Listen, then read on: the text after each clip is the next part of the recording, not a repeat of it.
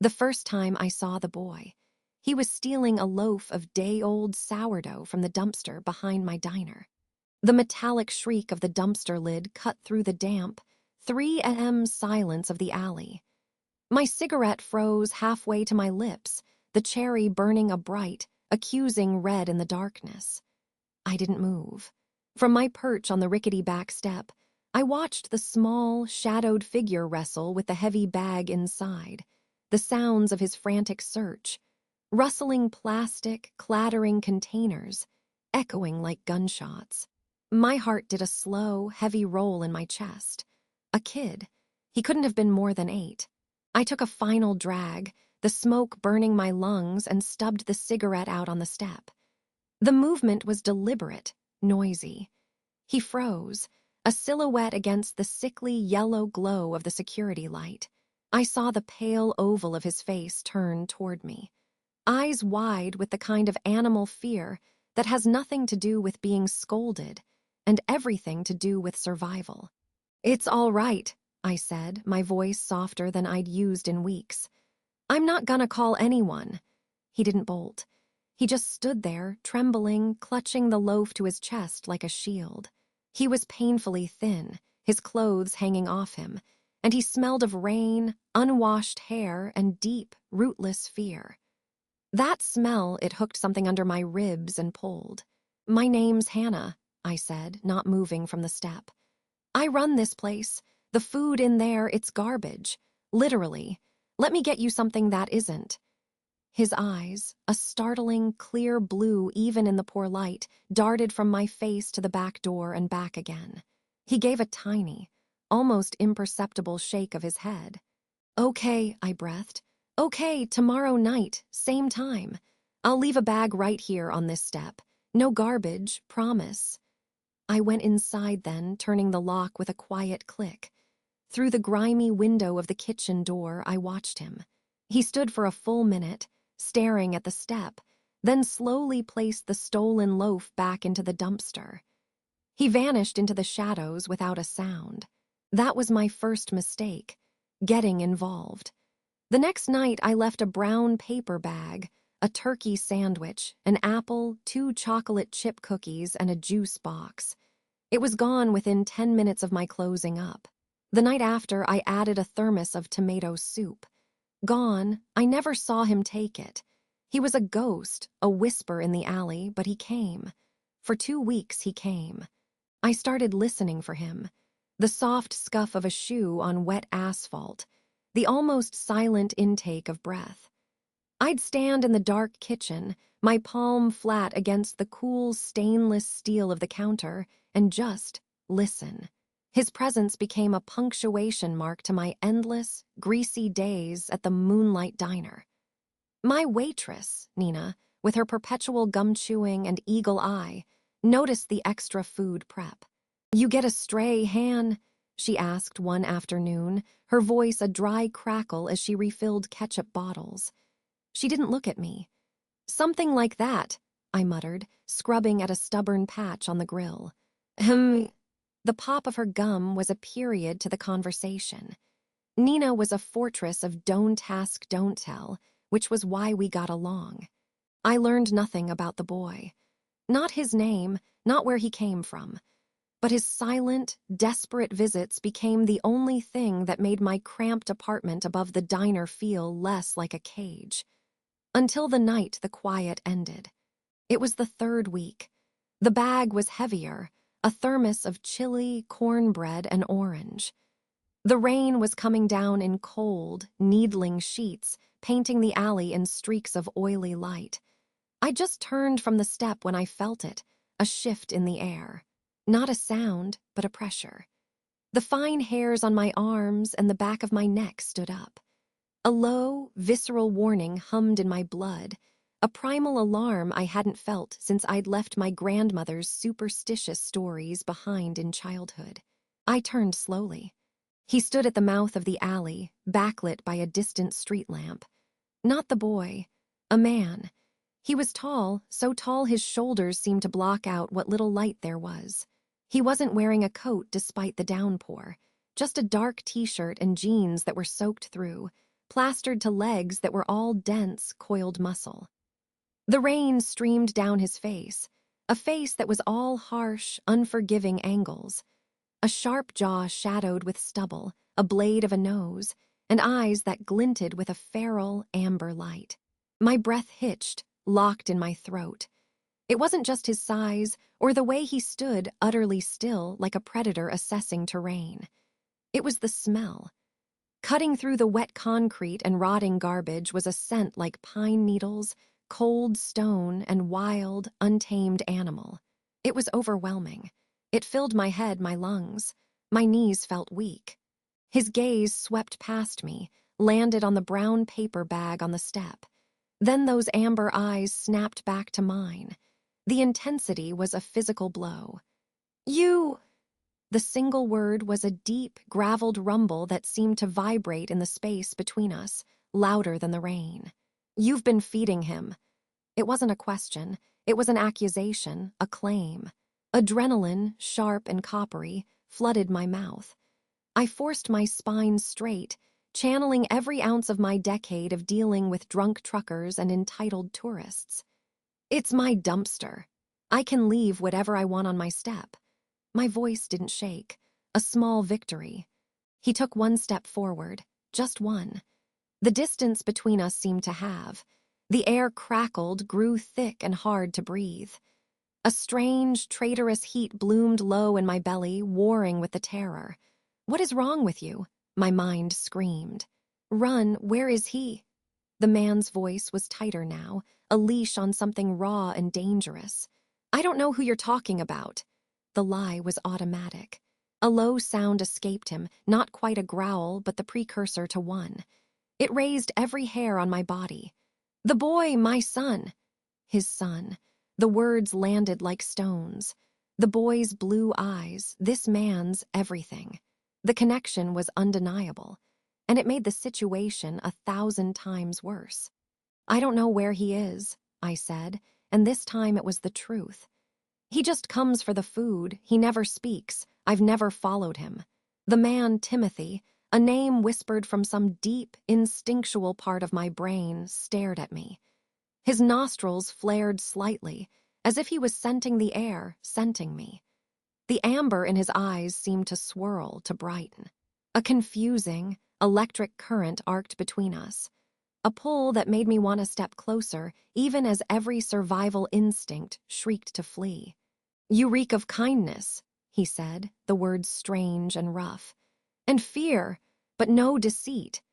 He took another step, now close enough that I could see the individual droplets of rain caught in his dark lashes, the faint, silvery scar that cut through his left eyebrow.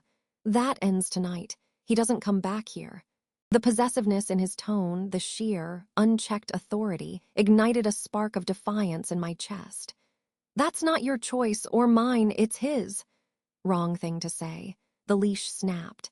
In a blur of motion too fast to track, he was right in front of me. He didn't touch me, but his body caged me against the damp brick wall beside the door. The heat coming off him was immense, like standing next to a furnace. His scent enveloped me, pine and storm and wildness, and that terrifying, thrilling current became a live wire. "You listen to me, human." He spat the word like a curse. "Your world, your rules, they don't apply, not to him, not to me. You see him again, you look away. You feed him again." He leaned in, his mouth a breath away from my ear. His voice dropped to a vibration that I felt in my bones. "There are worse things in the dark than a hungry child, and they're looking for him." A bolt of pure ice shot down my spine. Mystery Hook 1. What things? Why? Before I could form a thought, a new sound pierced the alley, a high, thin wail of terror. A child's scream. Timothy's head jerked up. A snarl ripped from his throat, a sound utterly inhuman, full of rage and protectiveness. The amber in his eyes blazed, swallowing the pupil. "Joshua!" he roared. He moved, not like a man, but like a force of nature. He was just gone, vanishing into the rainy darkness in the direction of the scream with impossible speed. My body unfroze. I didn't think. I ran after him, my sneakers slipping on the wet pavement, my heart hammering against my ribs like a frantic bird. The boy, Joshua, his name was Joshua. I rounded the corner at the alley's end, skidding into a narrow, dead-end service lane cluttered with broken pallets. The scene before me stole the air from my lungs. Joshua was backed against a chain-link fence, his small face a mask of terror. Looming over him were two men. They were big, but they didn't have Timothy's terrifying, graceful power. They were coarse, their faces twisted with cruel intent. And their eyes glowed a sickly yellow-green. "Thought you could hide him forever, Timothy," one of them taunted, his voice a guttural rasp. "The Alpha's gonna reward us real good for bringing in his runaway pup." Alpha, runaway pup, mystery hook too. The words swirled in my head, nonsense and nightmare. Timothy stood between the men and his son, his back to Joshua. His posture had changed. He was crouched, every muscle taut, a bowstring drawn back to breaking. A raw, continuous growl poured from him, a sound that made the very air tremble. "Isaac sent you," Timothy said, the name a venomous curse. Mystery Hook 3, the antagonist has a name. "He wants what's his," the second man sneered. "The boy and your head on a spike for stealing him. Over my dead body. That's the idea," the bigger one lunged. It wasn't a fight, it was an explosion. Timothy met him mid-charge. The impact was a sickening thud of flesh and bone. But then it changed. As they grappled, I heard it, a wet, cracking pop. Then another. Timothy's back arched. A scream, part agony, part fury, tore from his throat.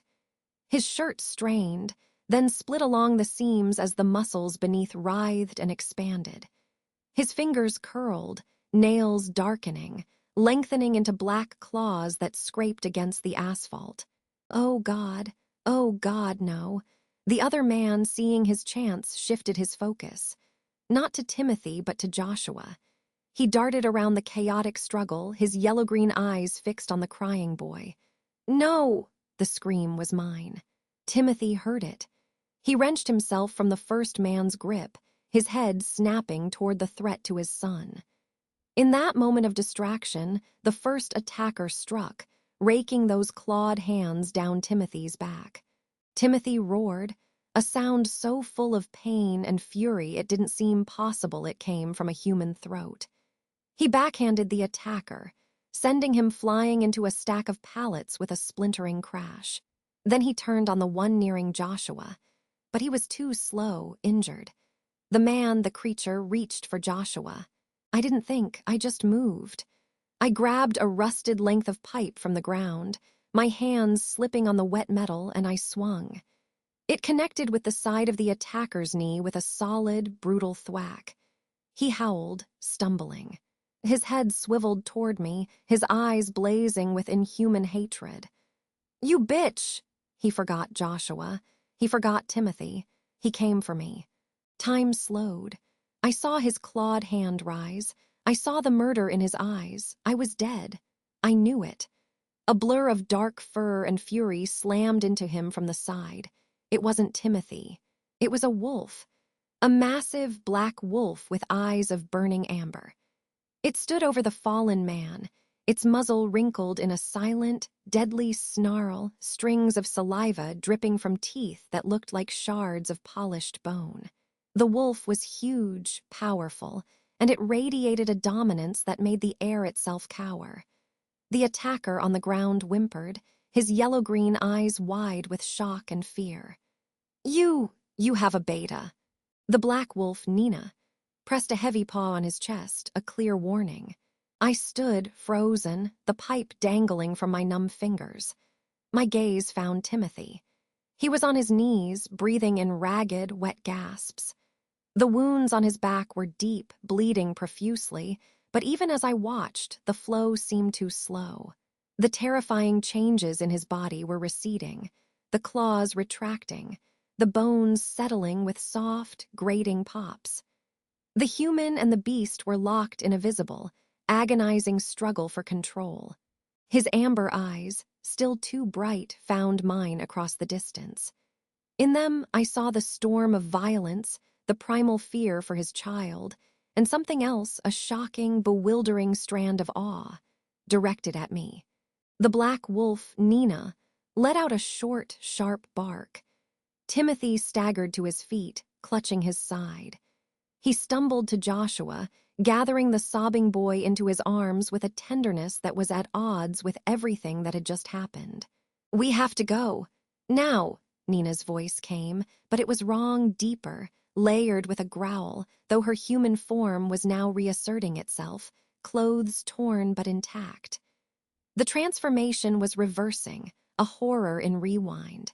Timothy looked at me, his expression a war zone. "She's seen too much." Nina's now human eyes, hard and resigned, met mine. "I know." "No," Timothy growled, the command absolute. He hugged Joshua closer, his eyes never leaving my face. The pull between us was still there, a taut, humming wire amidst the wreckage. "She comes with us." The words hung in the rain-soaked air. Mystery Hook 4. Why did I have to go with them? Was I a prisoner? A witness to be silenced? Mystery Hook 5. The awe in his eyes, what did it mean? Before I could protest, before I could even drop the stupid pipe, headlights sliced through the alley's entrance. A black SUV with tinted windows skidded to a halt, blocking the way out. The door swung open. A new man stepped out. He was older, with silver at his temples and a calm, authoritative presence that made the two injured attackers on the ground cringe. His eyes, a cool, assessing gray, swept over the scene. The broken pallets, the bleeding men, Nina half-shifted, Timothy holding his son, and me. A human woman standing shell-shocked with a weapon in her hand.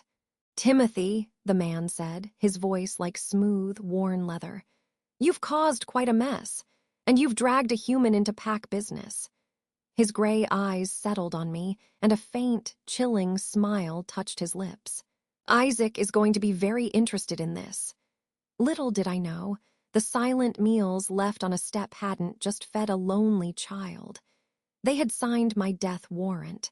The silver-templed man's voice was a blade of winter, severing the chaotic aftermath of the fight. "Enough!" Hannah's breath hitched, her body still pressed against the cold brick, the scent of wet fur and iron-rich blood thick in the air. If only I had known that a simple act of kindness would chain me to this nightmare. Timothy's growl was a ragged, wounded thing. He pushed himself upright, one arm clamped around his bleeding side, the other still holding a trembling Joshua behind him. The primal fury in his eyes was now layered with a desperate, calculating tension. He didn't look at the new arrival, but at Hannah. His gaze held hers, a silent, urgent command she couldn't decipher. "Sela's," Nina breathed, the name a curse. She lowered her hands, her own transformation receding until only the fierce gold in her eyes remained. She took a subtle step, placing herself slightly between the man's Sela's and Timothy. "Nina," Sela's acknowledged, his tone carrying a weight of disappointment. "Playing beta to a rogue, a poor choice." His attention swung to Timothy. "The Alpha is displeased, Timothy. You stole his property. You drew human attention." His pale eyes flicked to Hannah, and she felt seen in a way that made her skin crawl, as if he were inventorying a tool. "And now you've entangled another." "He's my son," Timothy snarled, the words raw. "He is the pack's future," Sela's corrected, smooth as ice. "You forfeited your claim when you challenged Isaac and lost. The pup belongs with the strong. You proved your weakness then. You prove it now, skulking in alleys and relying on humans." He said the word like it tasted foul. Joshua whimpered, burying his face in his father's back. The sound broke something in Hannah. Fear curdled into defiance. "He's a child," she heard herself say, her voice surprisingly steady. "Not property." The alley went utterly silent. Sela's turned his full regard on her, and the pressure of his attention was physical, a weight on her chest. You speak of things you cannot comprehend, little moth. You are a witness. You are a complication. He took a single step forward, and the two injured men on the ground scrambled to drag themselves aside, making way. All of you will come with me. Isaac will decide your fates. What happened next changed everything. Timothy moved. It wasn't an attack, but a strategic repositioning. In one fluid, pained motion, he shifted himself, Joshua, and, with a startling yank, Hannah, so that the dumpster and a fire escape column created a narrow choke point between them and Sela's. He was using the human architecture as a shield. No, Timothy stated. Sela's eyebrow arched. You are in no condition to refuse. I'm in perfect condition to make this messy, Timothy shot back, a feral grin touching his lips. Blood seeped through his fingers. You want us, you come through here, in this form, in this space. You're fast, Sela's, but not that fast. I'll make enough noise to bring every human in a 10-block radius running with their phones out. How does Isaac feel about viral videos? A low, dangerous rumble emanated from Sela's. He was a man used to instant obedience. Timothy's gambit, threatening exposure, was a card only a rogue with nothing left to lose would play. Hannah's mind raced. He's using me. My world, my human world, is a weapon to him. The realization stung, but the alternative, going quietly with this chilling man, was worse. Nina spoke into the stalemate. Sela's, think, a public scene serves no one. The Alpha's authority relies on silence. Which you have already broken, Sela's said, his eyes narrowing. You interfered. I prevented a disaster, Nina countered, her voice firm.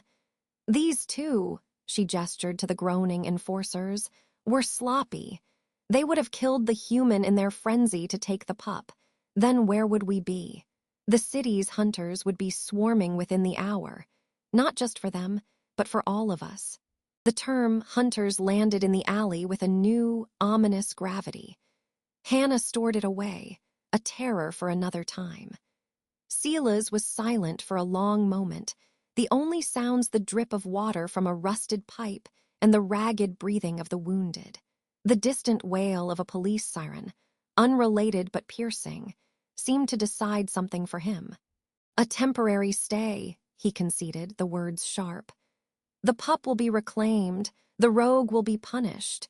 The human, his gaze pinned Hannah again, will be dealt with. You have until moon high tomorrow. If you are not at the old tannery on the river, we will come for you. And we will not be gentle. We will burn your den to the ground and scatter the ashes. He didn't wait for a response. With a last, contemptuous glance, he turned. He grabbed the collar of one of the fallen men, dragging him upright with inhuman ease. The other limped after him. In moments, they were swallowed by the gloom of the service lane. The tension didn't break. It shattered, leaving them in a vacuum of shock. Timothy's knees buckled. He slumped against the brick, a sharp gasp escaping him. Joshua cried out, "Dad!" "I'm okay, pup, I'm okay," Timothy murmured, but his face was ashen. Nina was immediately at his side, her hands probing the wound with a clinical efficiency that spoke of experience. "It's deep. You need to shift fully to heal it, but not here. We need to move. Now." Hannah stood frozen, an outsider in this intimate circle of crisis. The adrenaline was receding, leaving a cold, trembling reality in its wake. Werewolves, packs, a death threat. Her diner, her home, threatened with fire. "My apartment," she said, the words automatic. "It's above the diner. It's close." 3 pairs of supernatural eyes locked onto her. Timothy's were clouded with pain, Joshua's wide with fear, Nina's assessment. "It's the first place they'll look," Nina stated. "They gave us until tomorrow," Hannah argued, a hysterical edge creeping into her voice. "He's bleeding now. You need supplies, don't you? Bandages. Disinfectant." She was falling back on the mundane, the only realm where she still had any footing. Timothy studied her. The awe he'd shown when she'd shielded Joshua was gone, replaced by that unnerving, calculating intensity. "You heard him. You're a complication. Why would you help us?" "Because I started this," the confession burst out of her. "I kept feeding him. You told me to stop, and I didn't. That's why they found him, isn't it? I led them right to him." Guilty tears pricked her eyes. She looked at Joshua, the silent, skittish boy she'd tried to nourish. "I'm so sorry." Joshua just stared, a tiny, shivering statue. Timothy let out a long, pained breath. "No, they were getting close. Your scent, it confused his trail, bought us a few extra days." He grimaced as Nina applied pressure. "The apartment, fast, before I pass out and you have to drag me." The decision was made. Nina helped Timothy walk, his arm over her shoulders. Hannah, moving on instinct, reached for Joshua's hand. He flinched, but after a heartbeat of hesitation, his small, cold fingers slipped into hers. The contact sent a jolt through her. A simple, human connection in a world that had just ceased to be human at all. They moved like ghosts through the back door of the diner, the familiar scent of grease and coffee now surreal. Up the narrow, private stairs, into Hannah's small, lived-in apartment. She flicked on the lights, exposing her cozy, book-strewn sanctuary to the bloody, alien reality she'd ushered in. Nina helped Timothy onto the couch. He sank into it with a groan, staining her cream-colored linen cover. Hannah didn't care. She was already in the bathroom, grabbing her first aid kit, towels, a bottle of hydrogen peroxide. "This is for human cuts," she said, thrusting the kit at Nina. "It'll do for now," Nina said, already pulling Timothy's torn shirt aside. The wound was ugly, 4 parallel slashes, deep and angry. "Timothy, you need to shift, just enough to kickstart the healing. We can't wait." Timothy nodded, his jaw clenched. He looked at Hannah. "Turn around." "What?" It's not a full moon, so it's controlled, but it's not pretty. Turn around." Hannah turned, facing her bookshelf without seeing it. She heard a sound that was not human, a wet, cracking, shuddering sigh, followed by a low, pained whine that was all animal. Joshua made a small, sympathetic noise. The air prickled with a static energy, a scent of ozone and wild musk. It lasted less than a minute. "Okay," Nina said, her voice tight. Hannah turned back. Timothy was still Timothy, but paler, sweat-soaked, and utterly exhausted. The wounds on his side were still present, but they looked cleaner, less inflamed. The bleeding had slowed to a seep. "Hold this," Nina instructed, and Hannah knelt, pressing a thick wad of gauze to the wounds as Nina taped it securely. Their hands brushed. Nina's were steady, capable. Hannah's were trembling. While Nina worked, Hannah's eyes found Joshua.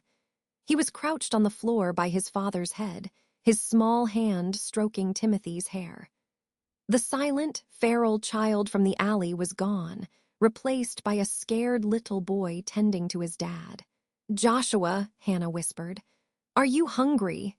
He looked at her, then at his father. Timothy gave a faint, almost imperceptible nod. I'll make something," Hannah said, fleeing to the kitchenette. It was something to do. She put the kettle on, found a can of soup, began heating it on the stove.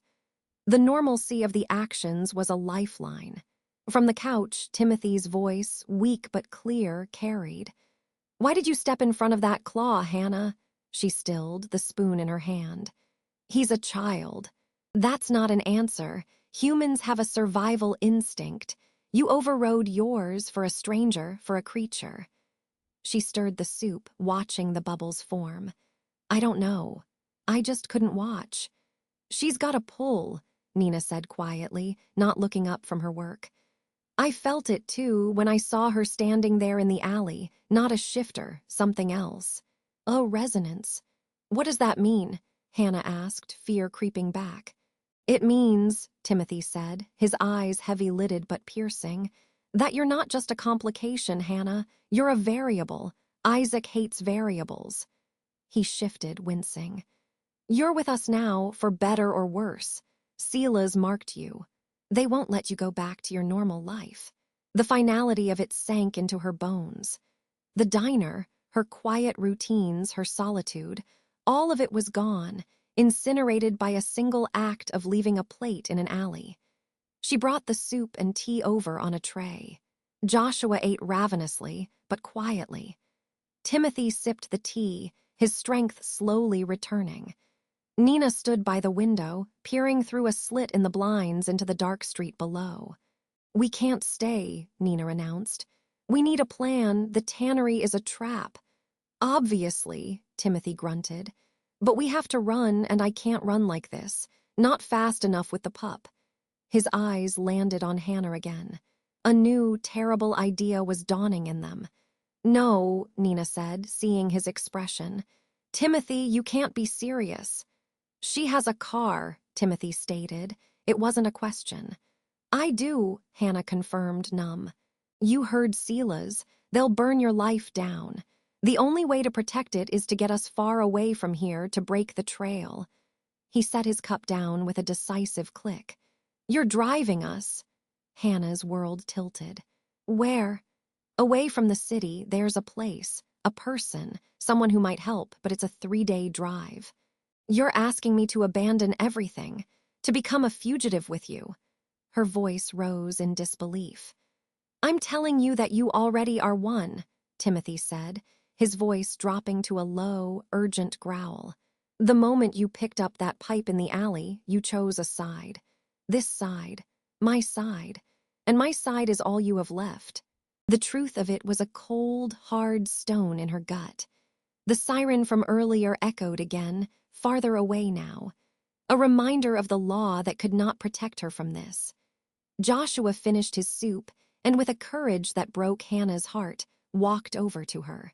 He didn't speak, but he looked up at her, his eyes, his father's eyes, filled with a silent, desperate plea. Nina turned from the window. "They're here," she said, her voice deadly calm. "Not Sela's, scouts, 2 of them at the mouth of the service lane. They're watching the diner." The clock had run out faster than any of them predicted. The reprieve was over. Timothy forced himself to sit up, a fresh stain blooming on the bandage. "Hannah, keys now." This was the consequence. The reaction to her action in the alley. This was the new, terrifying question her life had become. As she fumbled for her car keys, her hands shaking violently, one thought screamed in her mind above all others. They were never going to wait until moon high. Sela's lied. We're already hunted. The scouts were there. Silhouettes against the sodium glow of the streetlights, motionless as statues in the shadows across from the Moonlight Diner. Sela's had lied. The hunt hadn't paused. It had simply changed tactics. The realization was a cold knife in Hannah's gut, twisting her last shred of normalcy into a weapon of survival.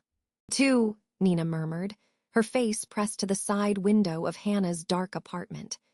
Her voice was a low growl, a sound that no longer seemed strange, just terrifyingly apt. "1 on the roof of the laundromat, 1 in the alley mouth by the dumpster. They're not hiding. They're making a point." Timothy didn't look. He was sitting on Hannah's threadbare rug, his son curled into his side. Joshua's eyes were wide, fixed on Hannah as she moved frantically around her small kitchen, stuffing random cans of soup and beans into a tote bag. The boy's silent trust was a heavier burden than the bag. "The point is we're prey in a cage," Timothy said, his voice rough but steady. The terrible wounds on his arm and chest were knitting together, the flesh pulsing and shimmering in the dim light. It was a sight that made Hannah's stomach lurch, a biology lesson from a nightmare. "We need to move. Now, Hannah, the car." "I'm getting the keys," she snapped, the fear sharpening her words. She dumped the bag, the cans clattering, and yanked open a drawer, rummaging past takeout menus and dead batteries. The familiar jingle of her keyring was a profoundly absurd sound. "This is my life. My keys, my diner, my problem. You can't go out the front," Nina said, turning from the window. Her posture was different now, less the weary waitress, more the coiled soldier. The service lane is probably covered too. They'll have the whole block triangulated. Then how? Hannah demanded, keys biting into her palm. Timothy looked at Joshua, then at Hannah, his golden eyes calculating. They're watching for wolves, for a man, a child, and a beta leaving a building. They are not watching for one human woman taking out her own trash. Hannah blinked. What? You go out the back to the dumpster. You do it every night. It's your pattern. They'll see it, dismiss it. You get to your car, you bring it to the mouth of the service lane. Not the street, the lane. You pop the trunk. You leave it running. And you just, hop in the trunk? The plan sounded insane. We'll be there, Timothy said, as if it were that simple. The scent of garbage, the metal of the dumpster, it will muddle hours long enough. But you have to sell it. Be annoyed. Be tired. Be Hannah closing up her diner. The use of her name, of herself, as a tool was chilling. But the alternative was those statues in the dark coming inside. She looked at Joshua. He gave a tiny, almost imperceptible nod. Okay, she thought. Okay, I can be myself. What's left of her? The alley air was cold and thick with the smell of old grease and rotting lettuce. The sound of her own footsteps was deafening. Crunch grind on gravel, the scritch of the plastic trash bag she carried for show. Her skin prickled under the weight of unseen eyes. She felt them, like lasers on her neck, from the laundromat roof. She forced her shoulders to slump, let out an exaggerated sigh, and heaved the bag into the dumpster with a hollow thud. The noise echoed in the narrow space. Just a woman, just a tired woman, nothing to see. She walked, not too fast, not too slow, around the corner of the building to the small, fenced parking pad where her old, boxy sedan sat. Every click of the key in the driver's side lock was a gunshot in the silence. The engine coughed to life, its familiar rumble now a beacon. She guided it, lights off, the 10 feet to the entrance of the service lane, the same lane where hours ago her world had fractured. She put it in park, left it running, and got out, leaving the door ajar.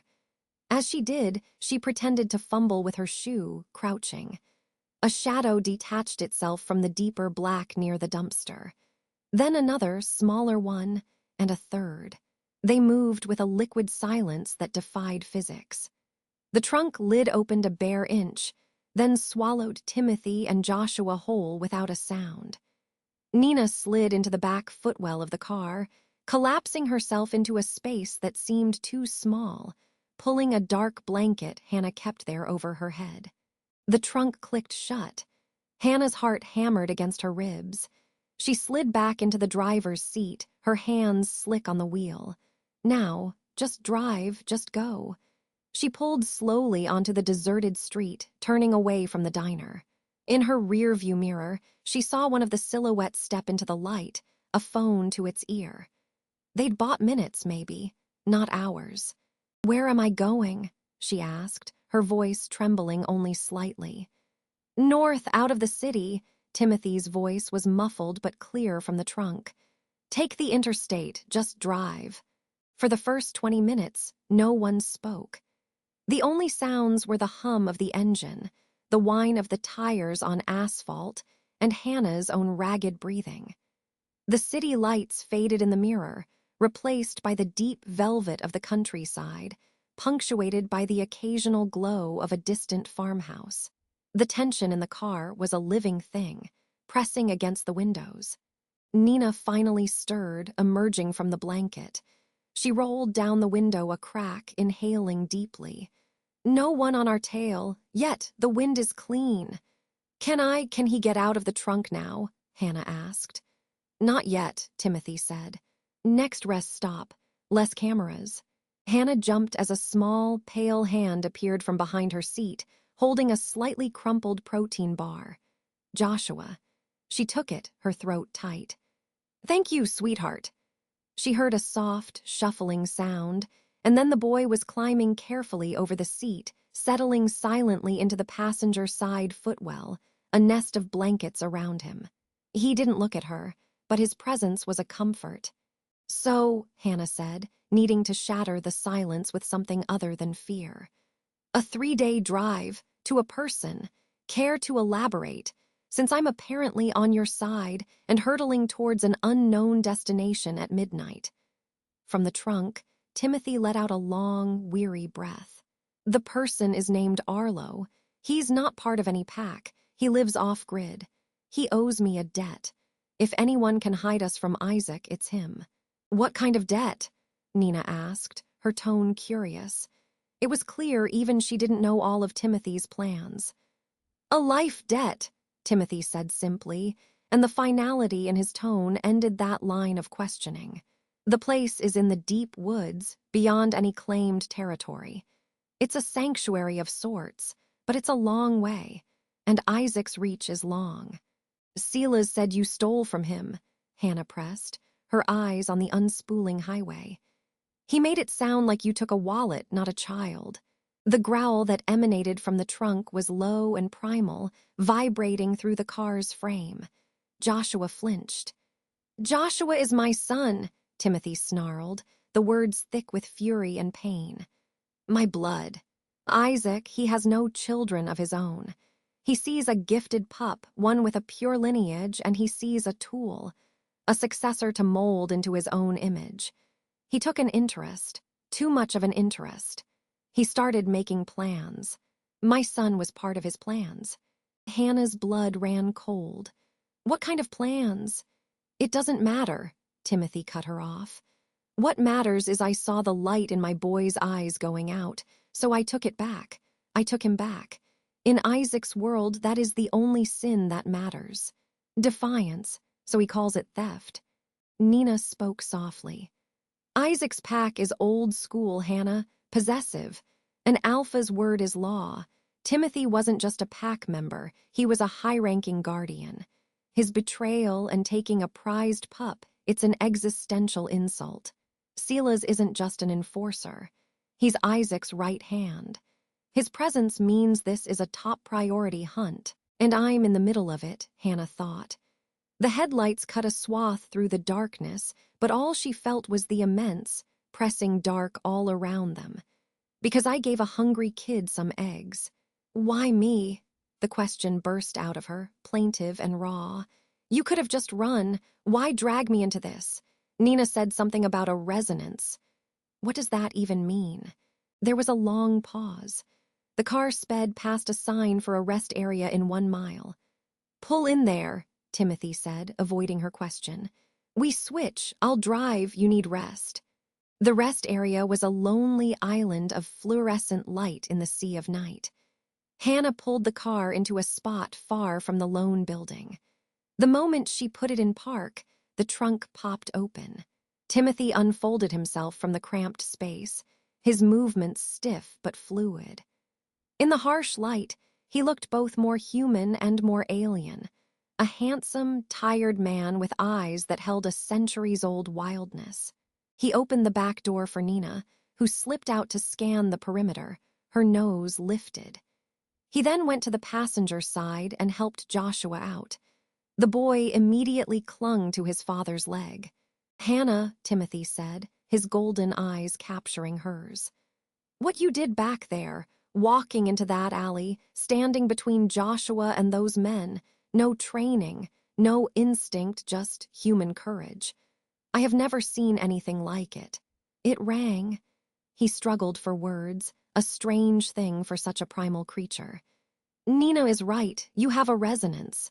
A quiet strength that echoes in a way we can feel. It's rare. To us, you are not just background noise.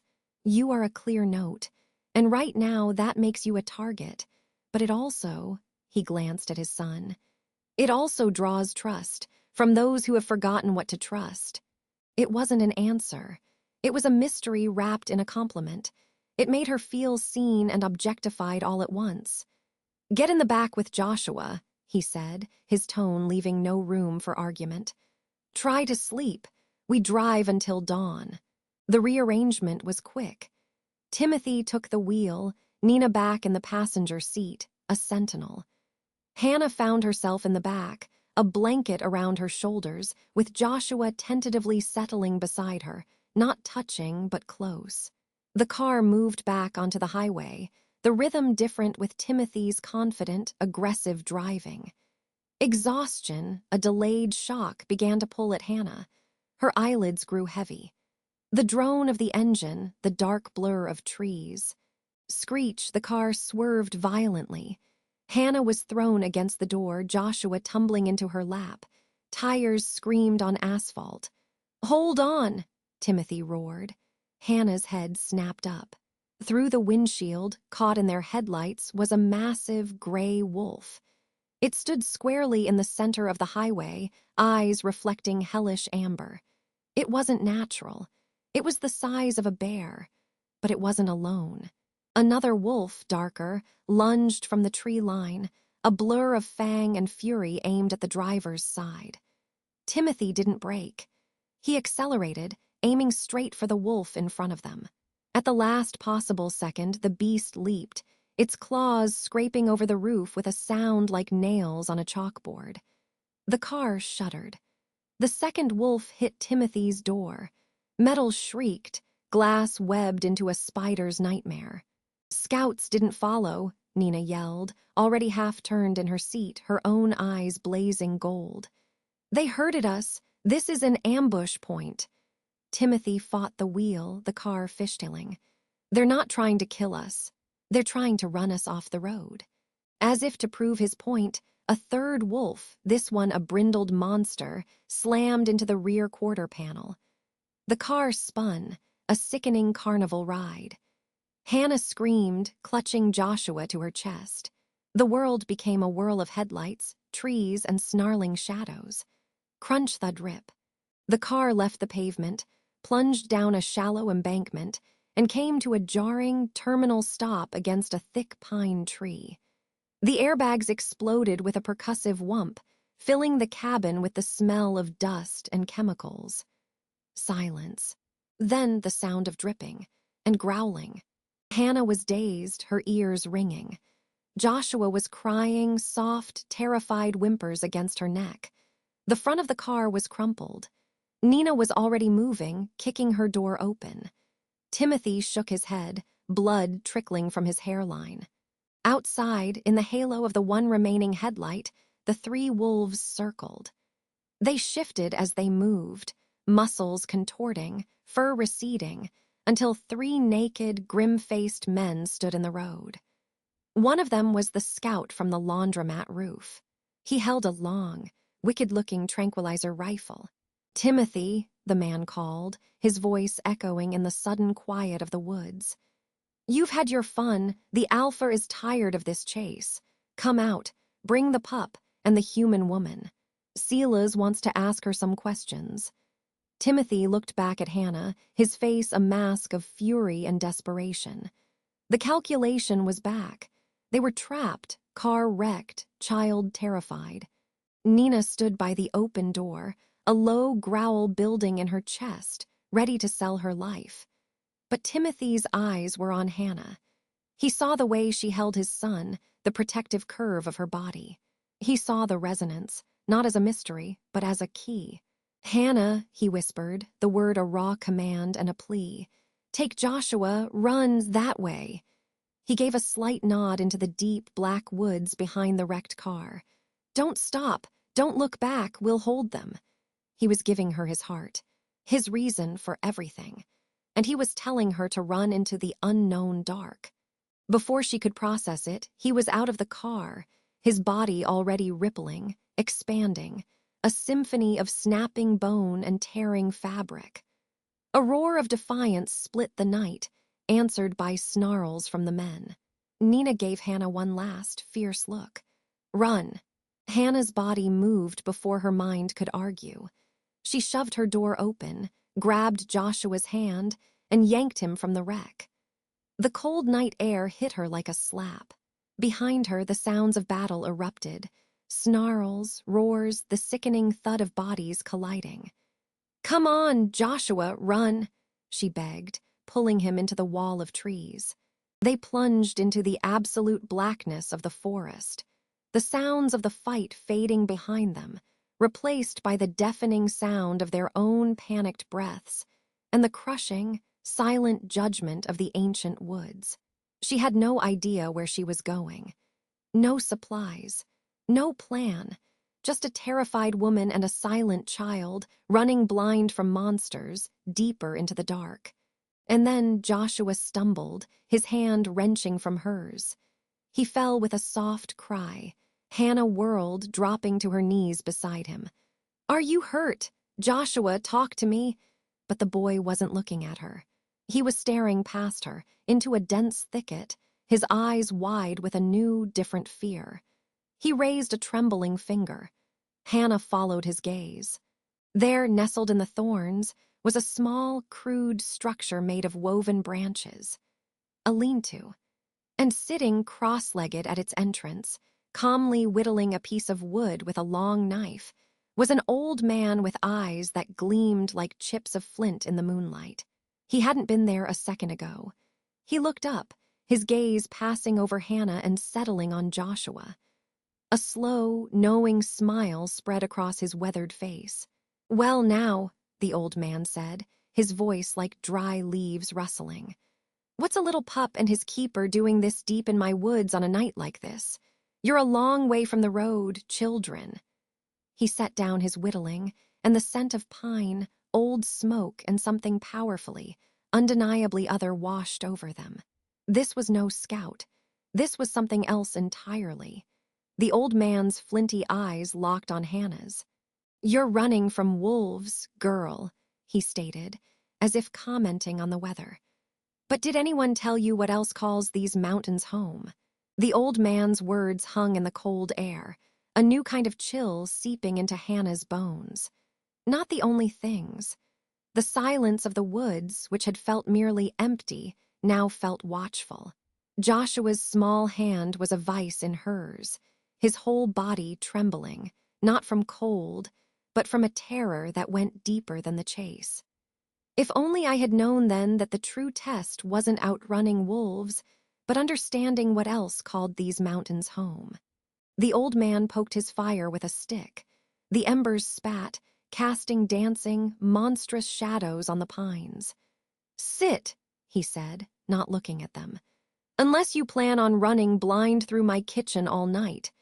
His voice held no malice, only a weary practicality that was somehow more frightening than Silas's threats. Hannah's legs, aching and scraped from the crash, nearly buckled. She didn't sit. "Who are you?" "A man sitting by his fire," he replied. He finally lifted his gaze. It wasn't the predatory gleam of the werewolves, it was ancient, weathered stone, seeing everything and giving nothing back. It lingered on Joshua. "That one smells of fear and pine sap, and wolf." Joshua flinched. Hannah stepped slightly in front of him, a futile gesture. "We don't want any trouble, we're just lost." "Lost people usually are." He nodded back the way they'd come. "The commotion back on the ribbon road, that yours?" The sound of rending metal and snarling beasts seemed to echo in the memory of the wind. Hannah just nodded, her throat tight. The old man grunted. "They'll be tracking you. The wind's changed, though. Carries the stink of your wreck and their blood away from here for now." He studied Hannah again. "You don't smell like them. You smell like flour and grease. And stubbornness." The bizarre accuracy of it broke through her panic. "I own a diner." A faint, almost imperceptible smile touched his cracked lips. "Explains the grease. Sit, diner girl. The boy's about to fall over." Joshua was listing against her, his exhaustion finally overwhelming his adrenaline. Gently, Hannah guided him to a mossy log near the fire, its warmth a shocking comfort. She kept herself between him and the old man, her body a shield. The crackle of the fire was the only sound for a long moment, a tiny bubble of light in an ocean of hostile dark. "What's your name?" Hannah asked, her voice barely above a whisper. "Names have power out here," the old man said. "You can call me Elias." He tossed a small, knobby root into the flames. A sweet, herbal scent unfurled, mixing with the wood smoke. "Calms the nerves," he said, noting Hannah's wary look. "Not a trick, just an old man's remedy for a night of being hunted." "You know what they are," Hannah stated. "I know the shape they wear and the one they shift into," Elias said, his eyes reflecting the fire. "They're loud, clumsy, all fury and pack law. They think they own these woods because they can run on 4 legs." He snorted softly. "Arrogance." A new kind of dread, cold and slow, dripped down Hannah's spine. "What else is out here, Elias?" He was silent for so long she thought he wouldn't answer. The wind moaned through the high branches, carrying a faint, melodic sound that might have been a bird or something else. "Things that were here before the wolves. Things that remember when the stones were soft. They don't care for laws, pack, or otherwise. They care for balance. And you," he looked at Joshua, then back to Hannah, "you two are a thrown rock in a still pond." Joshua whimpered, pressing his face into Hannah's side. She wrapped an arm around him, her mind racing. Timothy was fighting, maybe dying, back on the highway. Nina too. And she was in a clearing with a cryptic old man who spoke of older terrors, holding a child who was the cause of it all. The weight of it threatened to crush her. "We have to keep moving," she said, forcing strength into her voice. "We have to find a place to hide until morning." "Morning won't stop the wolves," Elias said. "And the deeper you go without knowing the paths, the more likely you'll step where you shouldn't." He stood up, his joints popping. He was taller than he'd seemed sitting down, gaunt but not frail. "I have a place not far, stones and old magic around it. It'll blur your scent, confuse their noses for a time." Suspicion flared, hot and bright. "Why would you help us?" Elia's stone-like eyes met hers. "Because the loud wolves are a disturbance, and because the boy is a child, caught in a storm not of his making. My reasons are my own. You can accept the offer, or you can take your chances with the things that sing in the dark. Choose." The choice was no choice at all. Hannah looked down at Joshua's dirty, tear-streaked face. Timothy's voice echoed in her head. "You keep him alive, no matter what." This strange man was a risk, but the forest, with its implied singers, was a certainty of death. "We'll go," Hannah said. What happened next changed everything. Elias didn't lead them on a path. He moved through the trees with an unsettling silence, pausing sometimes to touch a tree trunk or scrape a symbol in the moss with his thumb.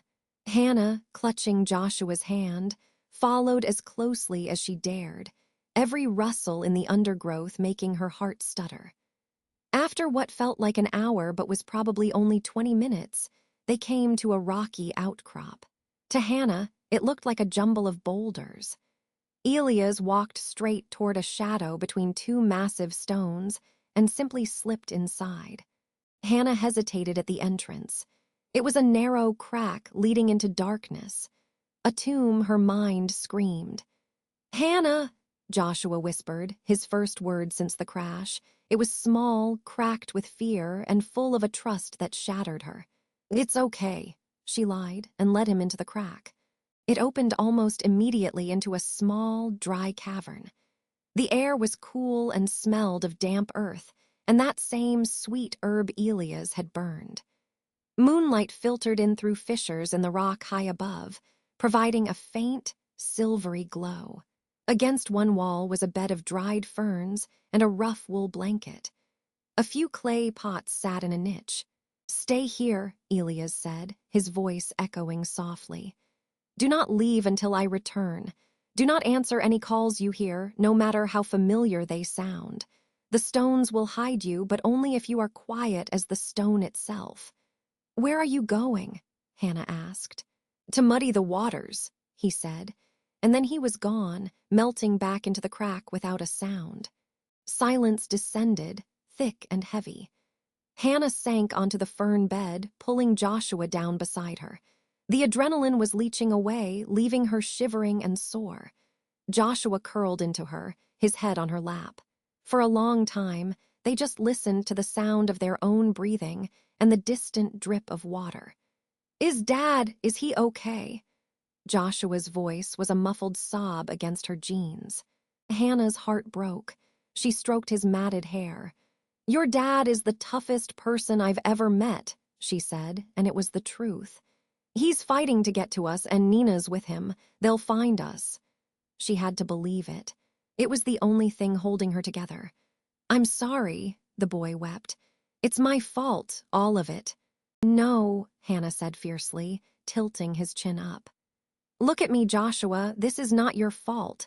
This is because adults made terrible choices. You are just a little boy. Your only job is to stay with me, okay? We're a team now." He searched her face in the gloom, then gave a tiny, jerky nod. The trust in his eyes was a responsibility heavier than any she'd ever known. Time lost meaning. They shared a piece of hardtack from Elia's stores, and Hannah used a little water from a clay jug to clean the worst of the scrapes on Joshua's arms. The action, so mundane, was a lifeline to her old self. She was feeding a lonely child again, but now the stakes were life and death. Suddenly, Joshua went rigid. His head snapped up, his nostrils flaring. "They're close," he breathed, all child gone from his voice, replaced by a feral whisper. Hannah froze, straining her ears. At first, she heard nothing. Then a low, reverberating howl cut through the mountain silence. It was answered by another, closer. The hunting cries weren't the full-throated bellows from the highway. These were searching, questioning. They made her blood turn to ice. Joshua was shaking again, a low whine building in his throat. Hannah pulled him close, clamping a hand gently over his mouth. "Quiet as the stone," she whispered into his ear, echoing Elia's. The howls came again, so close now she could hear the rustle of movement through the underbrush just beyond their rocky sanctuary. A snuffling sound, loud and wet, scraped at the entrance crack. Hannah held her breath. Joshua's eyes were wide, glowing with a faint, terrified amber light in the dark. The snuffling continued for an agonizing minute. Then, a voice, guttural and distorted, spoke from just outside. "Pup scent ends here, at the rocks. Can't get a thread, it's like it vanishes." A second voice, frustrated. "This place feels wrong, old. Sela's said bring them in, tear the rocks apart if you have to." Hannah's free hand groped blindly on the cave floor, closing around a sharp, heavy stone. It was a pathetic weapon, but it was all she had. She prepared to stand, to put herself in the crack, to fight until there was nothing left. Timothy's last command was a drumbeat in her skull. But then a new sound filtered in. Not a howl. A song. It was high, ethereal, and utterly alien, weaving through the trees from deep within the forest. It held no words, only a melody that was beautiful and deeply, profoundly unsettling. It seemed to vibrate in Hannah's teeth. The werewolves outside fell silent. "What is that?" one whispered, fear evident even in its animalistic voice. "Nothing good, leave it." The other's tone was urgent. "The trail's dead here anyway. Report back to Sela's. Let him deal with this." The sounds of snuffling and movement receded, quickly, as if the creatures were fleeing. The unearthly song continued for a few more moments, then faded away as if it had never been. Hannah's muscles unlocked all at once, and she slumped, gasping. Joshua slowly peeled her hand from his mouth. "They're gone," he whispered. "The song scared them." Elia's warning echoed. Things that sing in the dark. He hadn't been lying. The song had saved them as surely as the stones had hidden them. Who, or what, had just intervened? Nearly an hour later, Elias slipped back into the cave. He carried the scent of night air and crushed juniper. "They've pulled back to the ribbon road," he said, his manner unchanged. "They found the wreck and the signs of a fight. They took their wounded and left a sentry." Hannah's breath caught. "The fight, did you see?" "I saw a lot of blood," Elias said bluntly. wolf blood, and I saw 2 sets of tracks limping, heading north along the riverbank away from here. They were pursued, but the trail was messy. Your friends are alive, or were when they left that ground. A sob of relief choked Hannah. Timothy and Nina had survived the ambush. They were out there, hurt, but fighting. You can't stay, Elias said, his next words dashing her fragile hope. The stone's confusion will wear off by dawn. The sentry will be reinforced. And the singers, their interest is piqued now. That is not a good thing. What do we do? Hannah asked, desperation clawing at her. Elias crouched before her, his face grave in the moonlight. You wanted a path, here it is. Follow the river north. Your friends will be doing the same, sticking to the water to hide their trail. 3 days' hard walk upstream, you'll find a place where the river splits around a great, lightning-blasted oak. On the west fork, half a day further, is the territory of the one you seek. Arlo. He knew everything. How? The mountains see and hear, he said, as if that explained it. It is the only path that has a thread of hope. Stay in the water as much as you can. It will slow you, but it will hide your scent.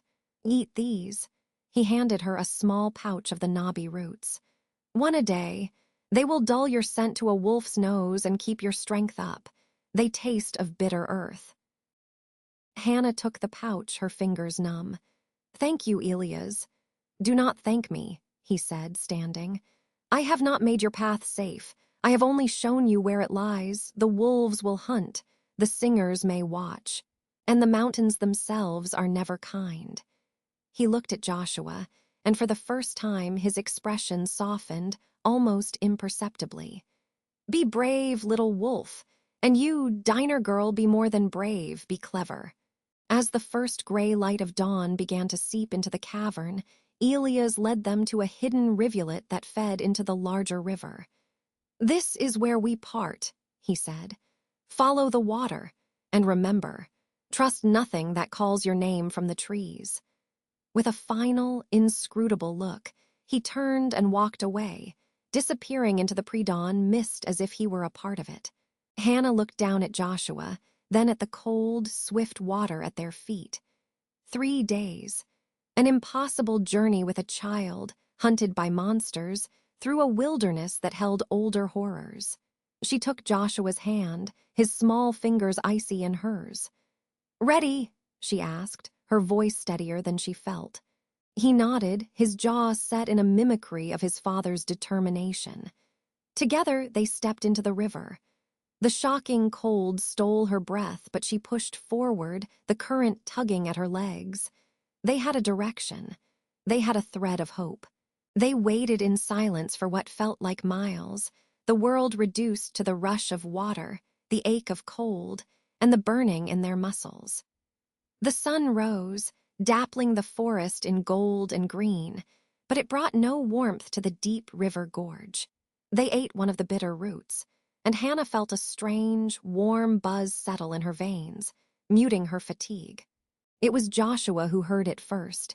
He stopped, his head cocked. Hannah strained her ears. Over the river's noise, she heard it, a faint, rhythmic cracking sound, like footsteps, but not the careful, predatory steps of a wolf. These were clumsy, heavy, dragging. Her pulse hammered.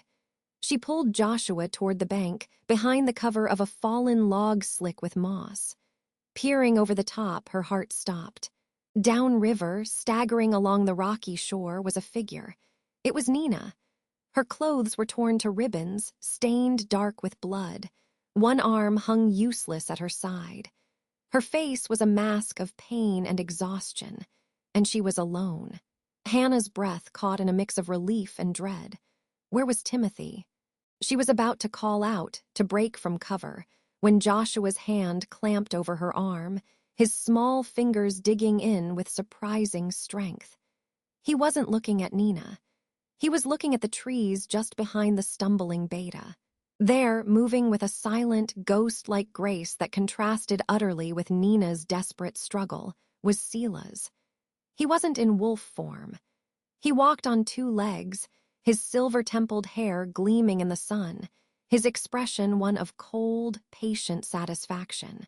He was following her, effortlessly, like a man out for a stroll, letting his wounded prey lead him exactly where he wanted to go. And Nina, bleeding and broken, was stumbling straight toward their hiding place. The world shrank to the river's cold rush, the ragged sound of their breathing, and the terrible tableau on the bank.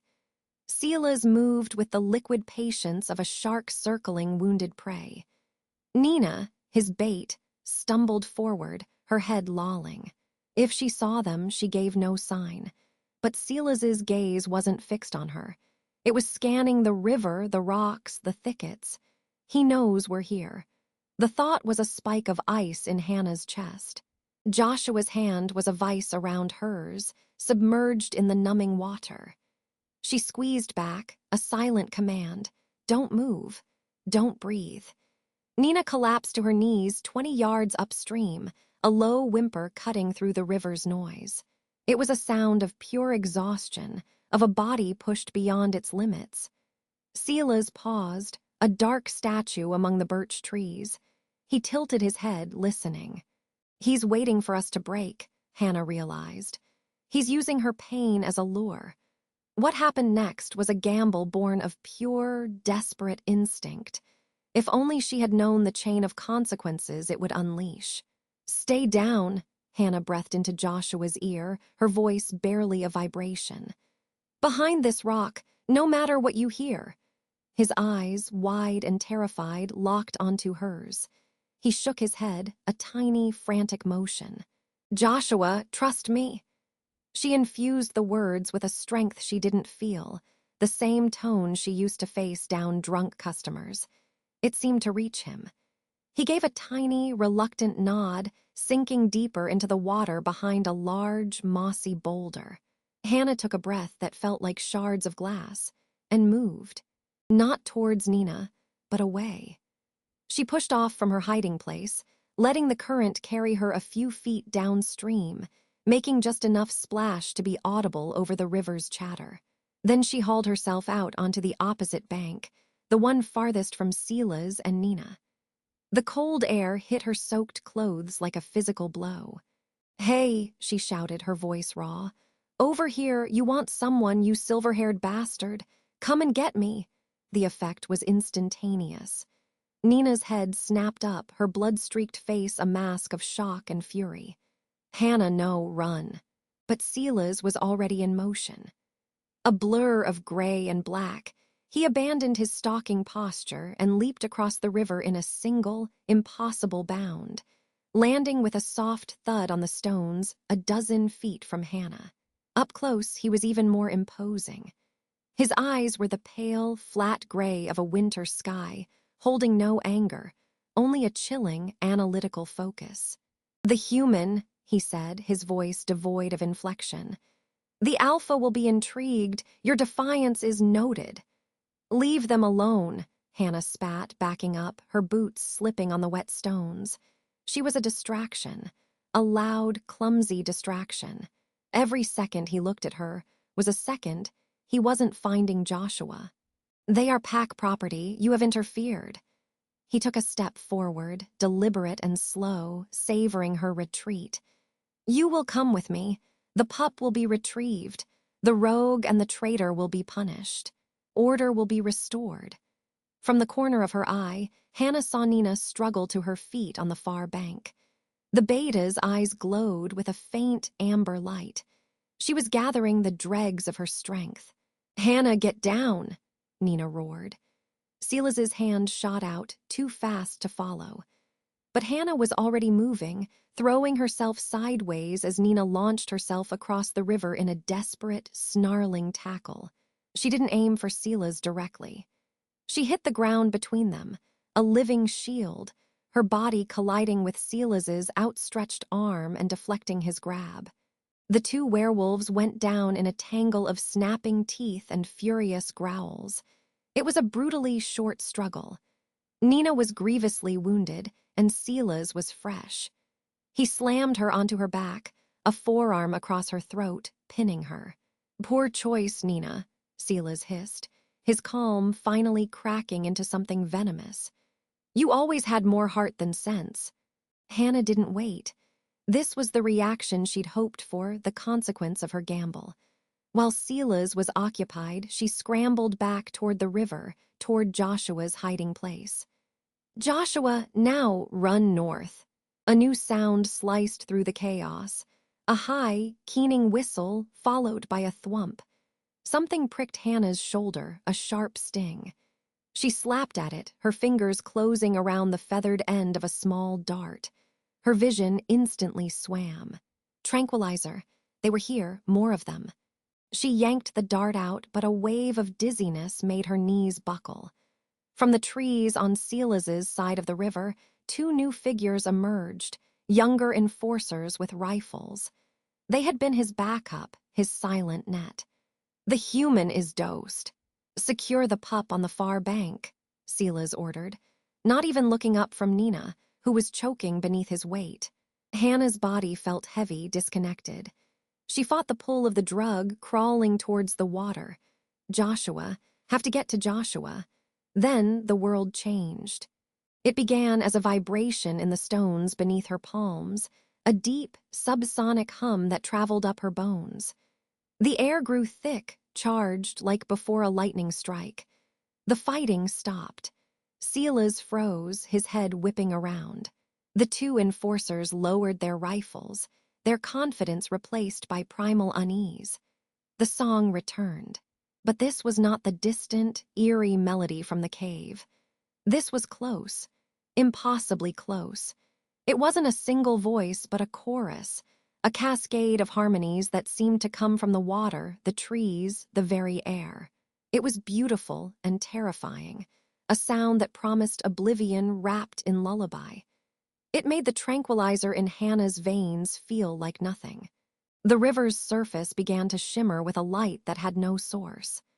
Mist, thick and iridescent, coiled up from the water, twisting into vague, graceful shapes that danced at the edge of vision. "No," Sela's whispered, true fear etching his face for the first time. He released Nina and stood, backing away from the river. "We are leaving, now." One of the younger enforcers wasn't fast enough. A tendril of mist brushed his arm. He screamed, a short, guttural sound that was cut off as his body convulsed, and he dropped to the ground, unconscious or worse. The singers were no longer just interested. They were present. The consequence of the violent conflict, of Hannah's shouted defiance, had drawn them like moths to a flame. They were the new question, and their answer was a demand for silence. Hannah used the chaos. The drug fought the adrenaline, creating a nightmarish sludge in her muscles, but she pushed through. She half fell, half slid into the river, the cold water a shock that cleared her head for a precious second. Joshua. His small, pale face appeared from behind the boulder. He was trembling, his eyes reflecting the unnatural mist light. He reached for her. A strong, bloodied hand closed around Hannah's ankle. Nina had dragged herself to the water's edge. "Take him," she gasped, blood bubbling at her lips. Her eyes, locked on Hannah's, were desperate and clear. "The river, don't stop.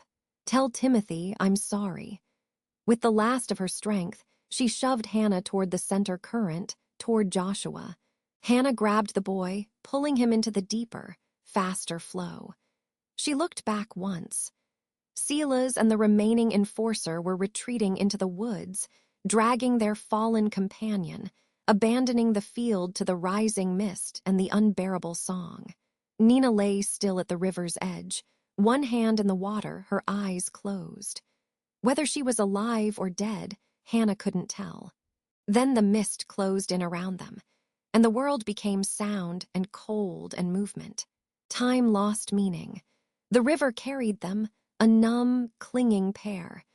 The singer's chorus faded gradually, replaced by the roar of whitewater. Hannah held Joshua against her, using her body to shield him from the worst of the rocks. Her shoulder throbbed where the dart had hit, and a deep lethargy tugged at her consciousness. She fought it by focusing on Joshua's shivers, on the need to find a place to get out before hypothermia set in, or before they were smashed against the stones. Just as her strength was about to give out, the river widened and slowed, bending around a gravel bar. "Here!" she croaked, kicking weakly toward the shore. They hauled themselves onto the gravel, collapsing in a heap. The sun was high. They had traveled for hours. Joshua was crying silently, great heaving shudders that racked his small frame. Hannah pulled him close, rubbing his arms. "SHHH, we're okay, we're away." "And Nina," he choked out. "She bought us time," Hannah said, the words ash in her mouth. She didn't offer false hope. She was brave. They were in a narrow valley, the river on one side, a steep, forested slope on the other. According to Elia's directions, they needed to follow the river north. But they were exposed on the gravel bar. The scouts might be gone, but Silas knew their route. He would come again once the singers withdrew. "We need to move," Hannah said, forcing herself to stand. Her legs wobbled. "We need shelter and a way to see without being seen." Joshua nodded, wiping his face. The pup was gone, replaced by a grim, determined shadow of his father. He pointed a shaky finger up the slope. "There! Smoke." Hannah squinted. A faint, gray wisp trailed above the tree line a few 100 feet up. Not a campfire. It was too thin, too consistent. A chimney. A person. A cabin. It could be a hunter, a hermit, another Elias, or a trap. Every instinct screamed danger. But Joshua was on the verge of collapse, and she wasn't far behind. The tranquilizer's after effects made her thoughts slow and thick. They needed warmth, real food, a moment to breathe. "Okay," she said, the decision feeling monumental. "We go carefully, we look first. No knocking unless we're sure." The climb was agony. They moved from tree to tree, Hannah's ears straining for any sound beyond the wind and their own labored breaths. The scent of wood smoke grew stronger, mixed with the smell of damp earth and pine. The cabin was a small, weathered thing, tucked into a natural hollow. It had a single window, shuttered, and a stone chimney from which the smoke drifted. No wires, no satellite dish, no car or ATV. Just a single, muddy path leading away into the woods. It was the definition of isolated. They crouched in the tree line, watching. 5 minutes. 10. No movement. "Maybe empty," Joshua whispered, his hope a tangible thing. Then the door opened. The man who stepped out was tall and lean, dressed in worn flannel and jeans. He carried an armload of split logs. He had a beard, mostly gray, and his movements were economical, practiced. He didn't look like a werewolf. He didn't move with that predatory grace. He looked ordinary, tired, human. He stacked the wood by the door, brushed his hands on his pants, and turned. His gaze didn't sweep the forest. It went directly to the patch of shadows where Hannah and Joshua hid. "You can come out," he called, his voice a dry, rasping baritone. No anger, no surprise, just a simple statement. "The woods are talking about you. Been talking for days. Figured you'd show up eventually." Hannah's blood ran cold. The woods are talking. Elias had said something similar. This man was part of this world, too, but which side? He sighed when they didn't move. "Suit yourselves. But the rain's coming in an hour, and whatever's following you isn't far behind. I can offer a roof, a fire, and answers about the man you're looking for." He paused, his eyes seeming to pin Hannah specifically. "About Arlo." He turned and went back inside, leaving the door slightly ajar. An invitation, a trap, a test. Joshua looked at Hannah, all the decision in his young eyes handed to her. The weight of it was crushing. The safe, known world of her diner was a lifetime away. Here, every choice was a potential catastrophe. The first cold drop of rain hit her cheek. In the distance, down the valley, a bird call echoed, too sharp, too rhythmic. A signal. Silas was still coming. The reprieve was over. Hannah took Joshua's hand. His fingers were ice. She looked at the cabin door, a rectangle of darkness promising warmth and terrible risk. She had no cards left to play, no more clever gambits, only need. "We go in," she said, the words a surrender and a vow. "But we stay by the door." They walked out of the trees and into the clearing, the rain beginning to fall in earnest. As they crossed the threshold into the dim, smoky interior of the cabin, Hannah's last thought was a silent scream into the void. "Timothy, where are you?" The door shut behind them with a soft, final click. The man was seated in a rough-hewn chair by the fire, not looking at them. He gestured to a battered sofa. "Sit, dry off." He poked the fire. "My name is Arlo, and you've led a world of trouble to my doorstep." The door clicked shut behind them, sealing out the drumming rain and the world of teeth and song. Hannah stood frozen on the rough-hewn plank floor, Joshua a shivering statue at her side, as the man, Arlo, turned to face them. The woods had been talking. He knew they sought him. "If only I had known then that some debts are paid in blood, not gratitude." The cabin was a single room, dominated by a stone fireplace where a low fire crackled. The air smelled of wood smoke, dried herbs, and something feral, subtly musky. Shelves held jars, tools, and tattered books. A cot and a worn armchair completed the sparse furnishings. It was the lair of a man who had removed himself from the world. Arlo moved to the fire, his back to them, and gestured to a stack of folded wool blankets. "You're dripping on my floor. Get dry. The boy's lips are blue."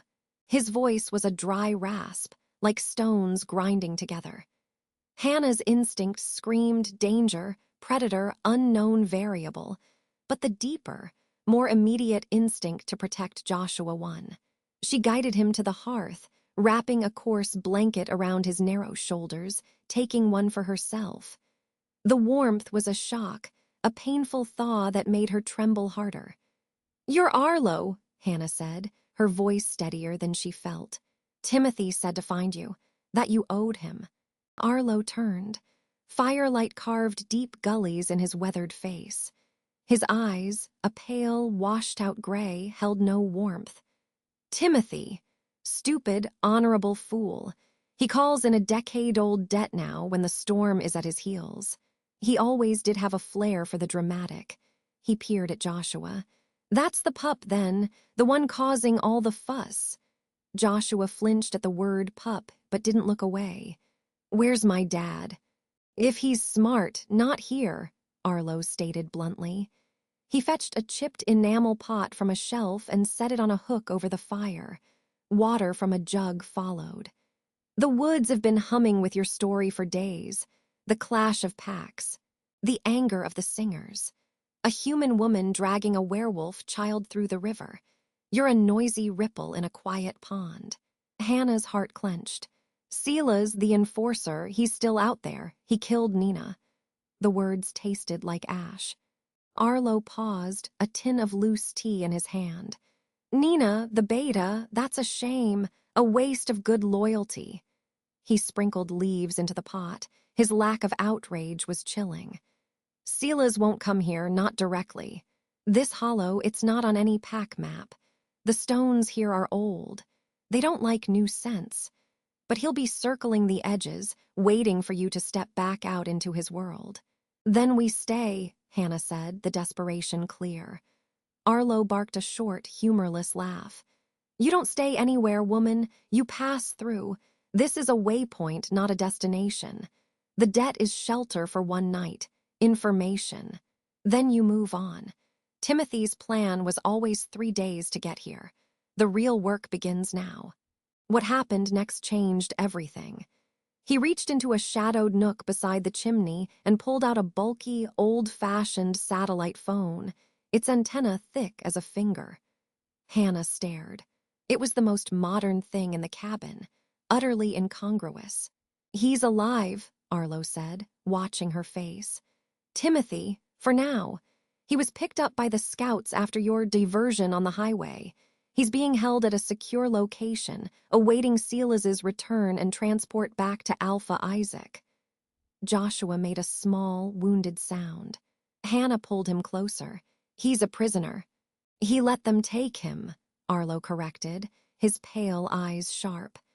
He fought just enough to make it believable, then went limp. Smart. He knew Silas's primary orders were to retrieve the pup and the human who aided him. Timothy was secondary. By getting caught, he divided their forces and bought you time. A father's gambit. The revelation hit Hannah like a physical blow. Timothy had sacrificed himself, not in a blaze of glory, but with cold, calculated surrender. Also, she and Joshua could reach this dank cabin. "We have to help him," Joshua whispered, his voice thick. "You help him by surviving," Arlo snapped, "which, given your current trajectory, seems unlikely." The water boiled. He poured the steeped tea into 3 tin cups and handed 2 over. "Drink. It'll steady your nerves." Hannah took the cup, the metal hot against her palms. The tea was bitter, earthy. "You said information. What information?" Arlo sipped his own tea, settling into the armchair with the weariness of ages. "Isaac's pack operates out of a compound about 80 miles northeast of here. Old mining land. That's where Timothy will be taken. It's a fortress. You cannot get in there." "Then what's the point?" Hannah's defiance flared, fueled by exhaustion and grief. "The point," Arlo said slowly, "is that Isaac isn't there. He's coming here. Silas called it in. The Alpha is personally coming to oversee the retrieval of his property and to make an example of the human who interfered in pack business. He'll be at the old tannery by moonrise tomorrow." The air left Hannah's lungs. The tannery. The false meeting point Silas had given, it was all converging. "Why tell us this?" she asked, suspicion a cold coil in her gut. "Because Timothy's debt is my burden," Arlo said, his gaze drifting to the fire. "And because the balance is wrong. Isaac's reach has grown too long. His obsession with bloodlines and control, it draws too much attention. It angers the old things in these mountains. My quiet is being disturbed." He leaned forward. "You have one chance. A slim, bloody, foolish chance. Isaac travels with a minimal guard when he's on a punitive mission. He likes to do the hands-on work himself.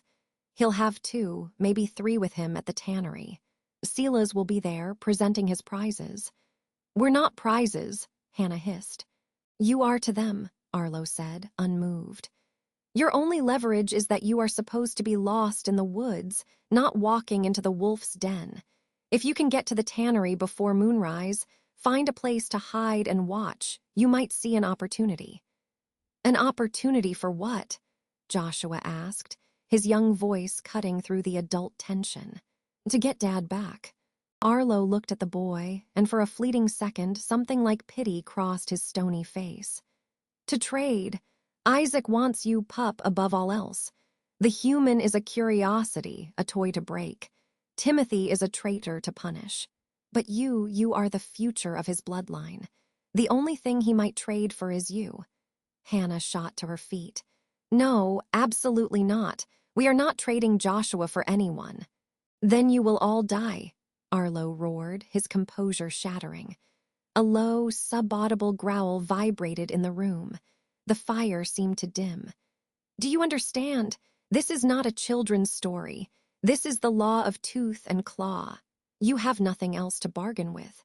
The silence that followed was broken only by the spit of the fire and the relentless rain on the roof. Joshua was crying silently, tears cutting clean tracks through the dirt on his face. Hannah's mind raced, a trapped animal seeking any exit. "There has to be another way," she pleaded, her voice breaking. Arlo sat back, the anger draining from him, replaced by profound tiredness. "There is, but it is not my way. It is the mountain's way, and it is far more dangerous." He pointed a gnarled finger toward the cabin's north wall. "A half-day's hike from here, up the steepest ridge, there is a place. a cleft in the rock where the trees don't grow. The singers gather there when they are agitated. They are already stirred up. You felt them. Hannah remembered the impossible, harmonious silence, the feeling of being watched by the stones themselves. She nodded, a chill that had nothing to do with wet clothes creeping down her spine. If you were to go there, to take the pup and stand in that place, you would be offering yourselves to a different kind of power. You could ask for their intervention. Ask the singers. Hannah's blood ran cold. They drove Sela's away, but it was like a force of nature. You can't talk to them. You can, Arlo insisted. Everything has a price. They care for the balance. Isaac violence, his encroachment, upsets it. You could be the catalyst that proves it. But if you misstep, if you offend, their justice makes a werewolf's bite look merciful. They will unmake you. Not just your body, but the memory of you. You will become part of the silence. The two paths lay before Hannah, both monstrous. Trade Joshua to a tyrant, or beg help from ancient, unfathomable beings.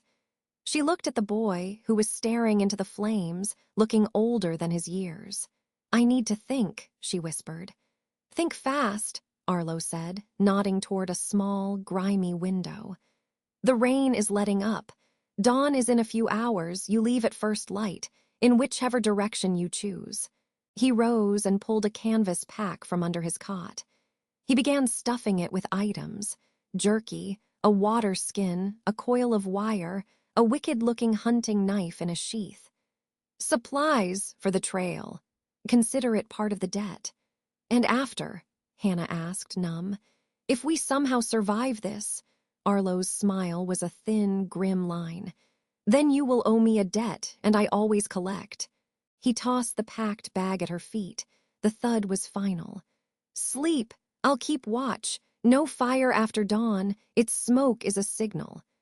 Hannah and Joshua huddled together on a bedroll Arlo laid out near the dying fire. Joshua clung to her, his small body tense. Hannah, he murmured into the dark. Yeah, kiddo, I'm scared of the singers. Me too. But I'm more scared of going back to Isaac. He took a shaky breath. I don't want you or Dad to get hurt because of me. Her heart shattered. She held him tighter. None of this is because of you, Joshua. It's because of them. Remember that. As his breathing eventually evened out into exhausted sleep, Hannah stared into the embers. The choice was an impossible weight. Timothy had sacrificed his freedom for their chance. Nina had sacrificed her life. What was she willing to sacrifice? A boy's future? Or their very souls to the ancient dark? The sound of the rain faded, replaced by the deep, resonant silence of the pre-dawn woods. It was a silence that felt like waiting. At first light, Arlo shook them awake. The fire was cold ash. He handed them each a piece of hard tack. Time to go. Hannah stood, her body protesting every bruise and ache. She shouldered the pack. It was heavy. She took Joshua's hand. His palm was sweaty, but his grip was firm. Arlo opened the cabin door. The world outside was dripping and gray, mist clinging to the pine trees. He pointed east, toward a barely visible game trail. That way leads to the lower valleys, eventually to roads.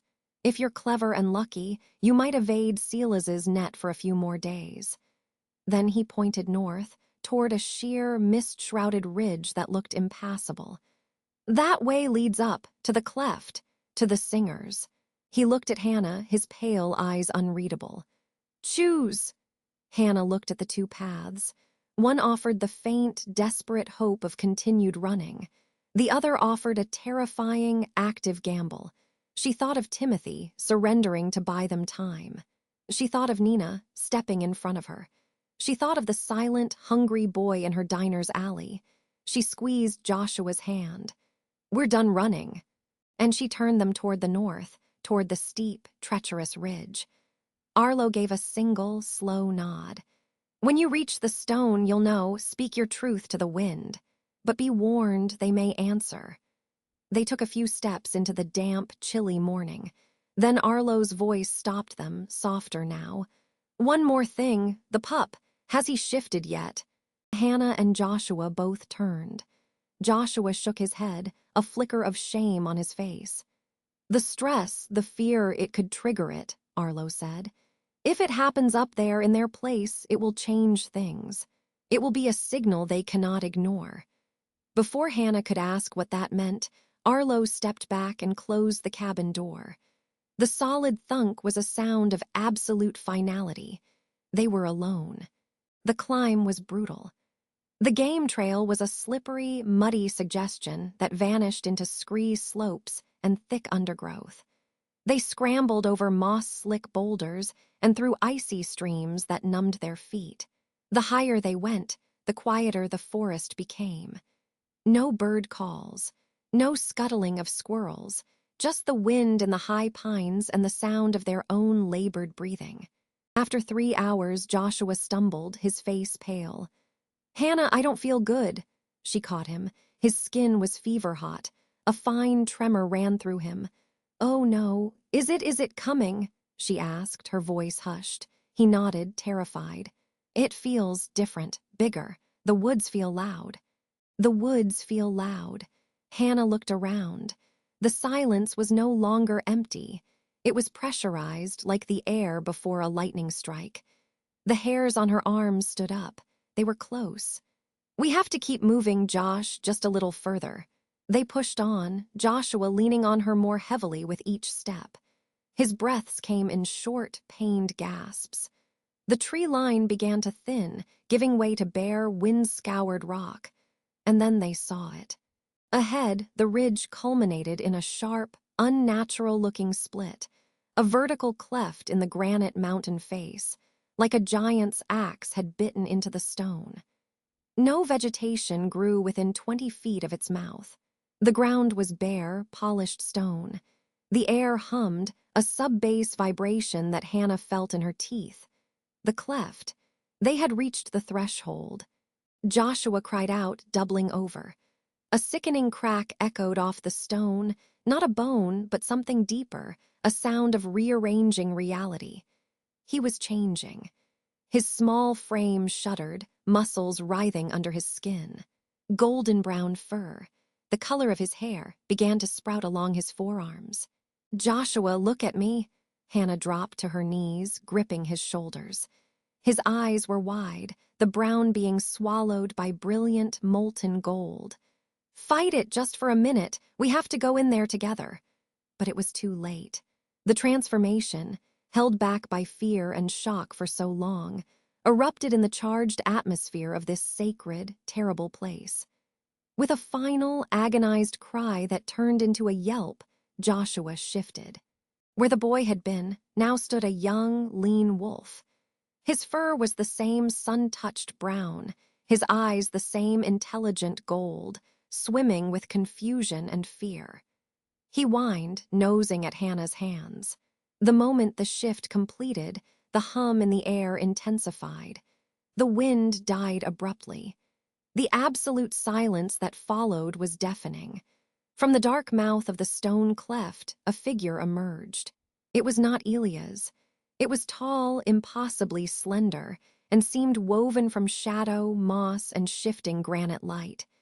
It had no discernible face, only a sense of profound, focused attention.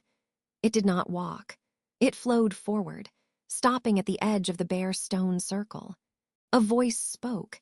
It was not a sound, but the echo of a sound placed directly into Hannah's mind. It was the whisper of falling water, the groan of ancient trees, the sigh of a mountain. The wolf child brings his change to our quiet. The human brings her noise. You stand where only the old ONES stand. Why have you come to the heart of the song? Hannah, gripping the scruff of the trembling young wolf beside her, faced the entity. Her voice, when she found it, was a raw scrape against the consuming silence. "We came to ask for help." The singer tilted its head. The movement was like a landslide seen from a great distance. "You carry the stench of pack war. You have drawn the clawed ONES to our SLOPES. You have already disturbed the balance. Why should we not silence you now and restore the peace? This was it, the moment. Hannah thought of all the reasons, all the justifications. But looking into the faceless attention of the singer, she knew only raw truth would matter. Because the one who hunts us, Alpha Isaac, he doesn't want balance. He wants dominion. Over his pack, over his son, over every territory he sees. He will keep pushing, keep cutting, keep making noise until there's no quiet left anywhere to find. Not even here. She took a shuddering breath, pouring every ounce of her defiance, her love for the boy wolf beside her, her grief for Nina, her desperate hope for Timothy, into her next words. We are not asking you to fight our war. We are asking you to protect your silence. Help us stop him, and we will leave your mountains forever. The singer was still. The young wolf, Joshua, let out a soft, pleading whine. Then a second singer emerged from the cleft, and a third. They surrounded the bare stone circle, a tribunal of the ancient earth. The pressure in the air became unbearable. The lead singer extended a limb that was more like a root or a tendril of mist. It pointed first at the wolf, then at Hannah. The wolf child's change has been seen. The humaness plea has been heard. A bargain is struck. A surge of wild, terrifying hope shot through Hannah. But all bargains have a price. For intervention, we require an anchor, a promise left in the stone.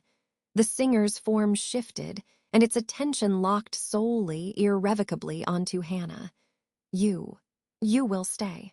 The words hung in the thin, cold air of the cleft, a promise etched not in ink, but in the very stone of the mountain.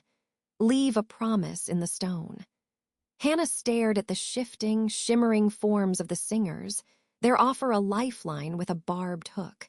If only she had known then that the price would be paid not in words, but in blood and memory. What does that mean? Hannah's voice was a rasp, barely audible over the low, harmonic hum that emanated from the beings. Stay behind as an anchor. For how long? The singers did not answer in words. Instead, an image bloomed in her mind, sharp and painful. Herself, standing in this barren cleft as the seasons wheeled, a fixed point in the wilderness while the world moved on. A human tether for their power. A sensation followed, a profound, hollowing loneliness that stole her breath. Crunch!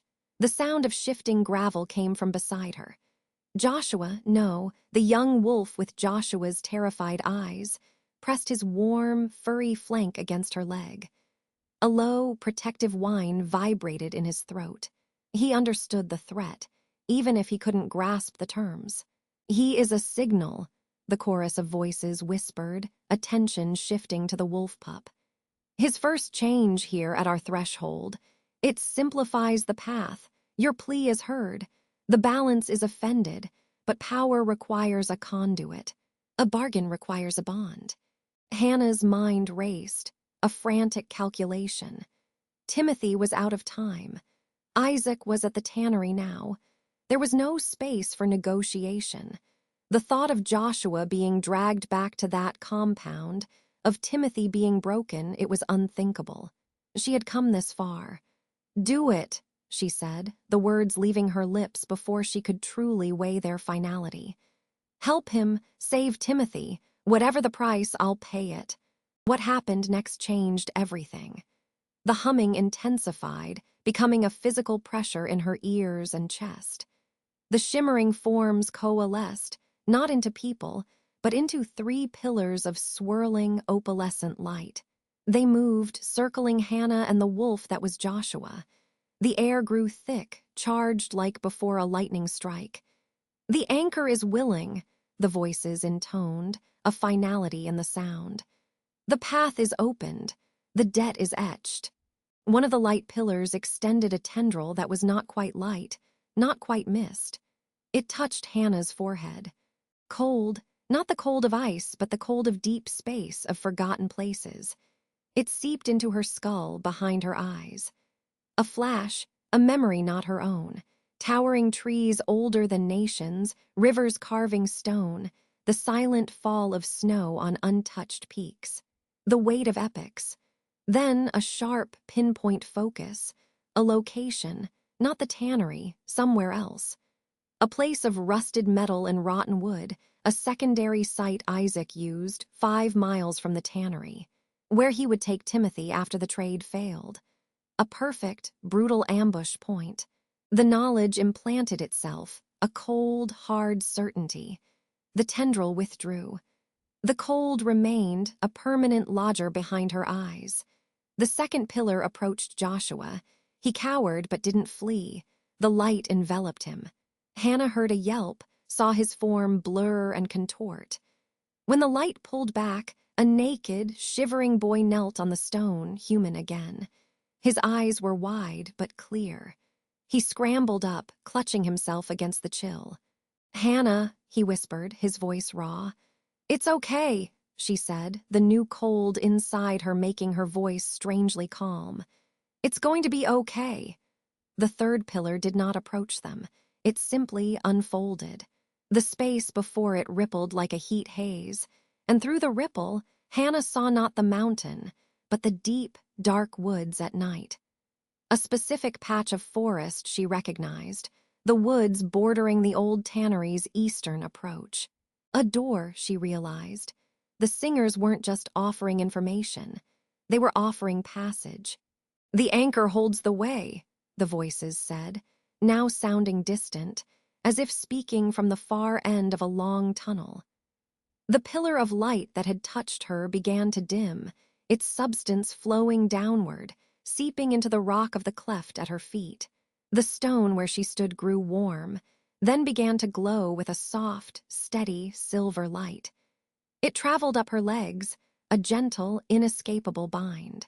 Panic, delayed and vicious, finally clawed at her throat.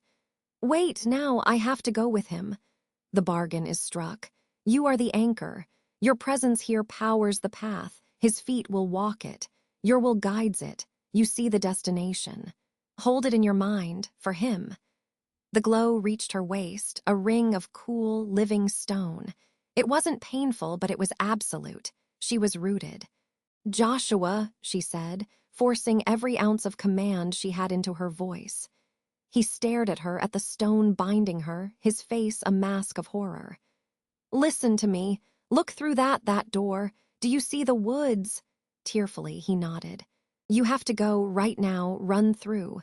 On the other side, you'll know where to go, the place they showed me. You'll feel it. Find your father, tell him," she faltered. What could she say? Tell him I'm stuck on a mountain. Tell him the anchor holds, go. The boy hesitated for one more second.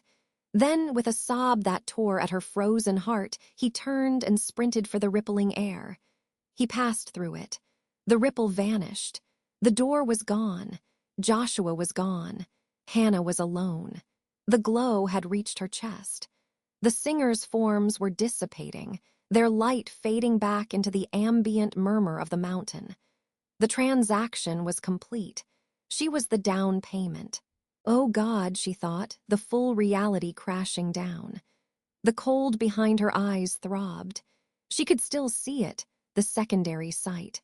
A crumbling pump house by a dried-up creek. She could feel a faint, tenuous thread, a connection stretching over miles tied to Joshua. He was moving, fast. The path was open for him. Her job was to stand here and hold that thread taut. Minutes bled into an hour. The sun dipped, casting long, cold shadows across the cleft. The silver glow encased her up to her shoulders now, a beautiful, terrible statue. She fought against the rising tide of claustrophobia. She focused on the cold spot in her mind, on the distant, fluttering sense of Joshua's progress. Crunch, sniff, a new sound, not from her mind, from the edge of the cleft. Her heart, which had slowed to a cold, metronomic beat, seized. A wolf emerged from the tree line. Not a singer. A real, flesh-and-blood wolf with gray fur and intelligent, amber eyes. It was followed by another, and another. 5 in total. They fanned out, surrounding the cleft, their gazes fixed on her. They did not look like Isaac's enforcers. These were leaner, Wilder. Arlo's words echoed. The woods have been talking. These were the listeners. The lead wolf, a large male with a notch in its ear, padded forward. It stopped just outside the ring of her glowing stone prison. It tilted its head, sniffing the air where the singer's light had been. Then it looked directly at her, and its eyes held a recognition that was deeply unsettling. It sat down on its haunches, watching her. The others followed suit. A silent, furry guard detail, or a jury. Time lost meaning. The glow reached her chin. She could no longer turn her head. She was a beacon on the mountaintop, a lighthouse for things that walked in the dark. The cold knowledge in her head was a constant. Joshua was getting closer. He was almost at the pump house. She could feel his fear, his determination, a faint echo through their bond. Then, a new sensation, a jolt like a plucked string. Contact. Through Joshua's eyes, for a fractured second, she saw darkness, the smell of damp concrete and rust, the pump house. And there, in a shaft of moonlight through a broken roof, was Timothy. He was shackled to a heavy pipe, shirtless, covered in fresh bruises and old, half-healed wounds. But his head was up, his eyes sharp. He was staring at the small, ragged boy who had just crept through a hole in the wall. Joshua, Timothy's voice in her mind was a disbelieving rasp. Dad, Hannah sent me. The anchor holds. The connection blurred, overwhelmed by Timothy's surge of emotion, relief, love, and a terrible, understanding grief. He knew the cost. Hannah felt his anguish as if it were her own. The chain, son, Timothy whispered, urgency replacing shock. Find the key. On the guard outside the door, he's alone. Isaac thinks I'm broken. He's arrogant. The scene fragmented. She felt Joshua's movement, his small hands fumbling, the metallic taste of his fear. Then a sharp, clear sound transmitted down the bond, the click of a lock opening. Freedom. The bond suddenly flared with a new, violent tension. Not from Joshua, from Timothy. A wave of predatory focus, of unleashed power held too long in check. A snarl that wasn't heard, but felt. Then, the connection to Joshua winked out. The thread was still there, but silent, dark. No, Hannah whispered to the uncaring stone now covering her lips. No, no, no, the watching wolves stirred, sensing her distress. Before her panic could spiral, the cold spot in her mind ignited. Not with sight, but with sound. A roar, filled with rage and triumph, echoed across the mental link. Timothy. Then the sharper, faster sounds of conflict. Snarls, a human shout cut short, the crunch of bone. He was free. He was fighting. The battle was a storm of sensation in her anchored mind. She was a prisoner on a mountain, living a violent liberation miles away. It was too much. The cold behind her eyes spread, a numbness threatening to swallow her whole. The glow was at her nose. She breathed in the scent of ozone and ancient stone. Thump, thump, thump. A new vibration through the soles of her feet, still free for a few more seconds. Heavy, running footsteps, approaching the cleft from the path below. The lead wolf stood, a growl rumbling in its chest. The others formed a loose, defensive line between Hannah and the path entrance. A figure burst into the clearing, breathing hard. Arlo. He looked wild, his clothes torn from a hard run through the forest. His eyes swept the scene, the stone-encased Hannah, the ring of watchful wolves, and filled with a grim, unsurprised resignation. They came for the cabin right after you left, he panted, addressing her as if they were having a normal conversation. Sela's, with 3 others. I led them a merry chase, but they're coming. They'll be here in minutes. He glanced at the wolves, giving the lead one a curt nod. Told you the woods were talking. They howled your location the second that kid shifted. He stepped toward her, but the not-cheered wolf moved to block him, its growl deepening. I'm not here for her, Arlo said to the wolf, his voice low and steady.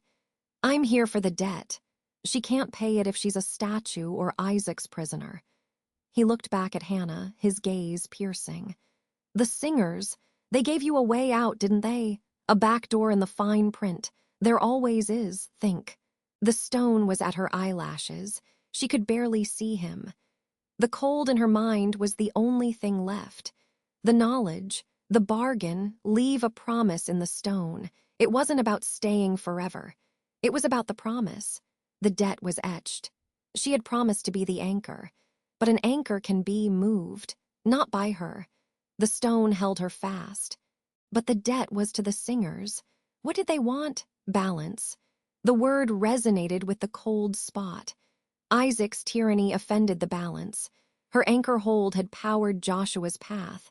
It had set events in motion. The balance was being restored. What if her part was done? The bargain, she forced out, her lips barely moving. Is it fulfilled? As if in answer, the cold knowledge in her mind shifted. It showed her not the pump house, but the old tannery.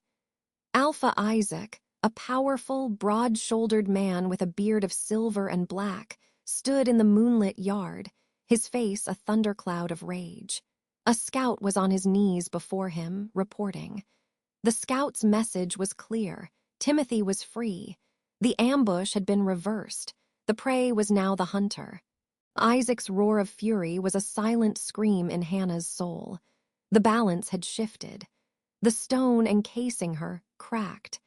A single fissure ran from the top of the stone sheath down to her feet. With a sound like shattering ice, it split open. Hannah stumbled forward, free, her legs buckling. Arlo darted past the hesitating wolves and caught her before she hit the ground. The stone shell crumbled into inert gray dust. The debt's not gone, Arlo muttered, hauling her upright. It's just called due later. Come on. My debt to Timothy is getting you off this mountain before Sela's arrives. The wolves watched, but did not hinder them as Arlo half-dragged her toward the steep path down. The cold was still in Hannah's head, a permanent mark. The thread to Joshua was there, too, faint but steady. He was alive. He was with Timothy. They had just reached the tree line when a new sound froze them both. From the darkness of the path below, the sound of careful, deliberate footsteps on gravel, more than one set. Then Silas's voice, cold and clear, floated up through the pines. Arlo, I can smell your desperation. And the human, the anchor. Did you think the ancient ones would care for your petty debts? He was here. The path down was blocked. Arlo shoved Hannah behind a thick tree trunk, his body tense. When I move, you run back up, find a crevice, hide. He'll kill you, Hannah whispered. My debt, Arlo repeated, his eyes glowing faintly gold in the dark. Silas and two other enforcers emerged into the small clearing below the cleft. Silas looked up, his eyes finding Arlo immediately. He smiled, a thin, cruel slash. The Alpha is displeased. He wants the woman, the interference. And he'll take your head for aiding them. Arlo shifted. It wasn't the controlled, fluid change Timothy had described. It was a violent, rapid explosion of bone and muscle, clothes shredding. In seconds, a massive, grizzled wolf stood in his place, its snarl shaking the leaves. Run, the wolf's growl seemed to say. Hannah turned to flee back up toward the cleft, toward the watching wolves who were now snarling, facing this new threat. She took 2 steps. A sharp, piercing whistle split the night. Not from Sela's, from the woods to the east. Everyone wolves, enforcers, Hannah froze. Through the trees, a line of figures emerged. They moved with a silent, coordinated grace. At least 10 of them. They were not wolves. They wore dark, practical clothing, and they carried compact, matte black rifles. Their faces were set in grim, focused lines. The lead figure, a woman with a severe blonde braid, raised her weapon. It didn't point at the wolves. It pointed at Sela's. Enforcer Sela's of the Isaac Pack, the woman's voice rang out, cold and official. By the authority of the regional accord, you are charged with reckless exposure of the veil, endangerment of human civilians, and unauthorized incursion into a designated neutral zone. Stand down. Hannah's blood turned to ice. These weren't more werewolves. Arlo in wolf form let out a low, shuddering whine of pure dread. Silas's smug confidence vanished, replaced by a look of shocked fury. "Hunters," he spat. The woman's finger rested on the trigger. "You have 5 seconds to comply, or we will clear this infestation with extreme prejudice." And in that moment of frozen, terrible standoff, Hannah locked eyes with the hunter captain. The woman's gaze swept over her, a human, caught in the middle. Her expression didn't change. It was the look of a surgeon assessing a complication.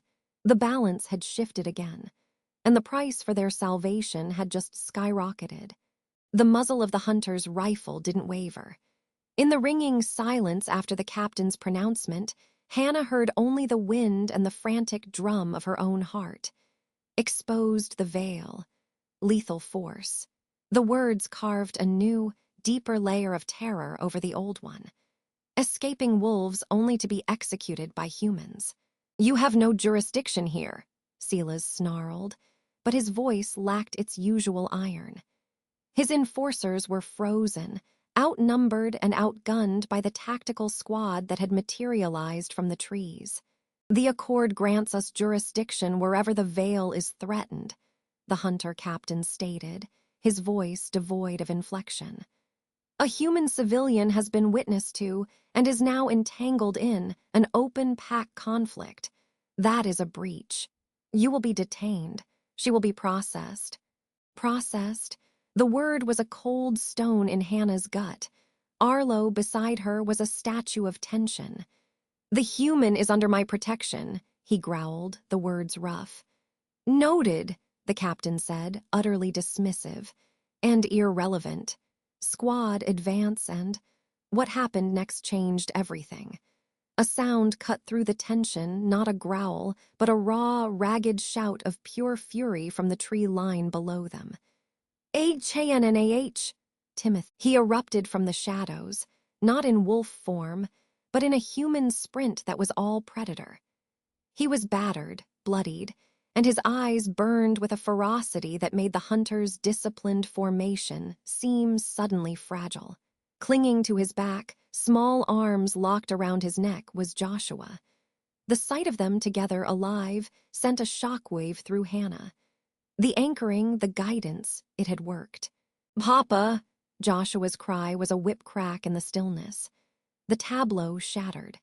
Silas's enforcers, seeing their alpha's prize escaping toward them, instinctively moved to intercept. The hunters, trained on a contained scenario, now had multiple hostile vectors. The captain barked an order. A shot rang out. Not a bullet, but a thick polymer net that shot from a launcher, meant to entangle. It caught one of Silas's enforcers, who went down snarling and thrashing. Timothy didn't slow. His eyes found Hannah's, then Arlo's, then the ring of guns. In that split second, Hannah saw the calculation, the warrior, the father, the rogue.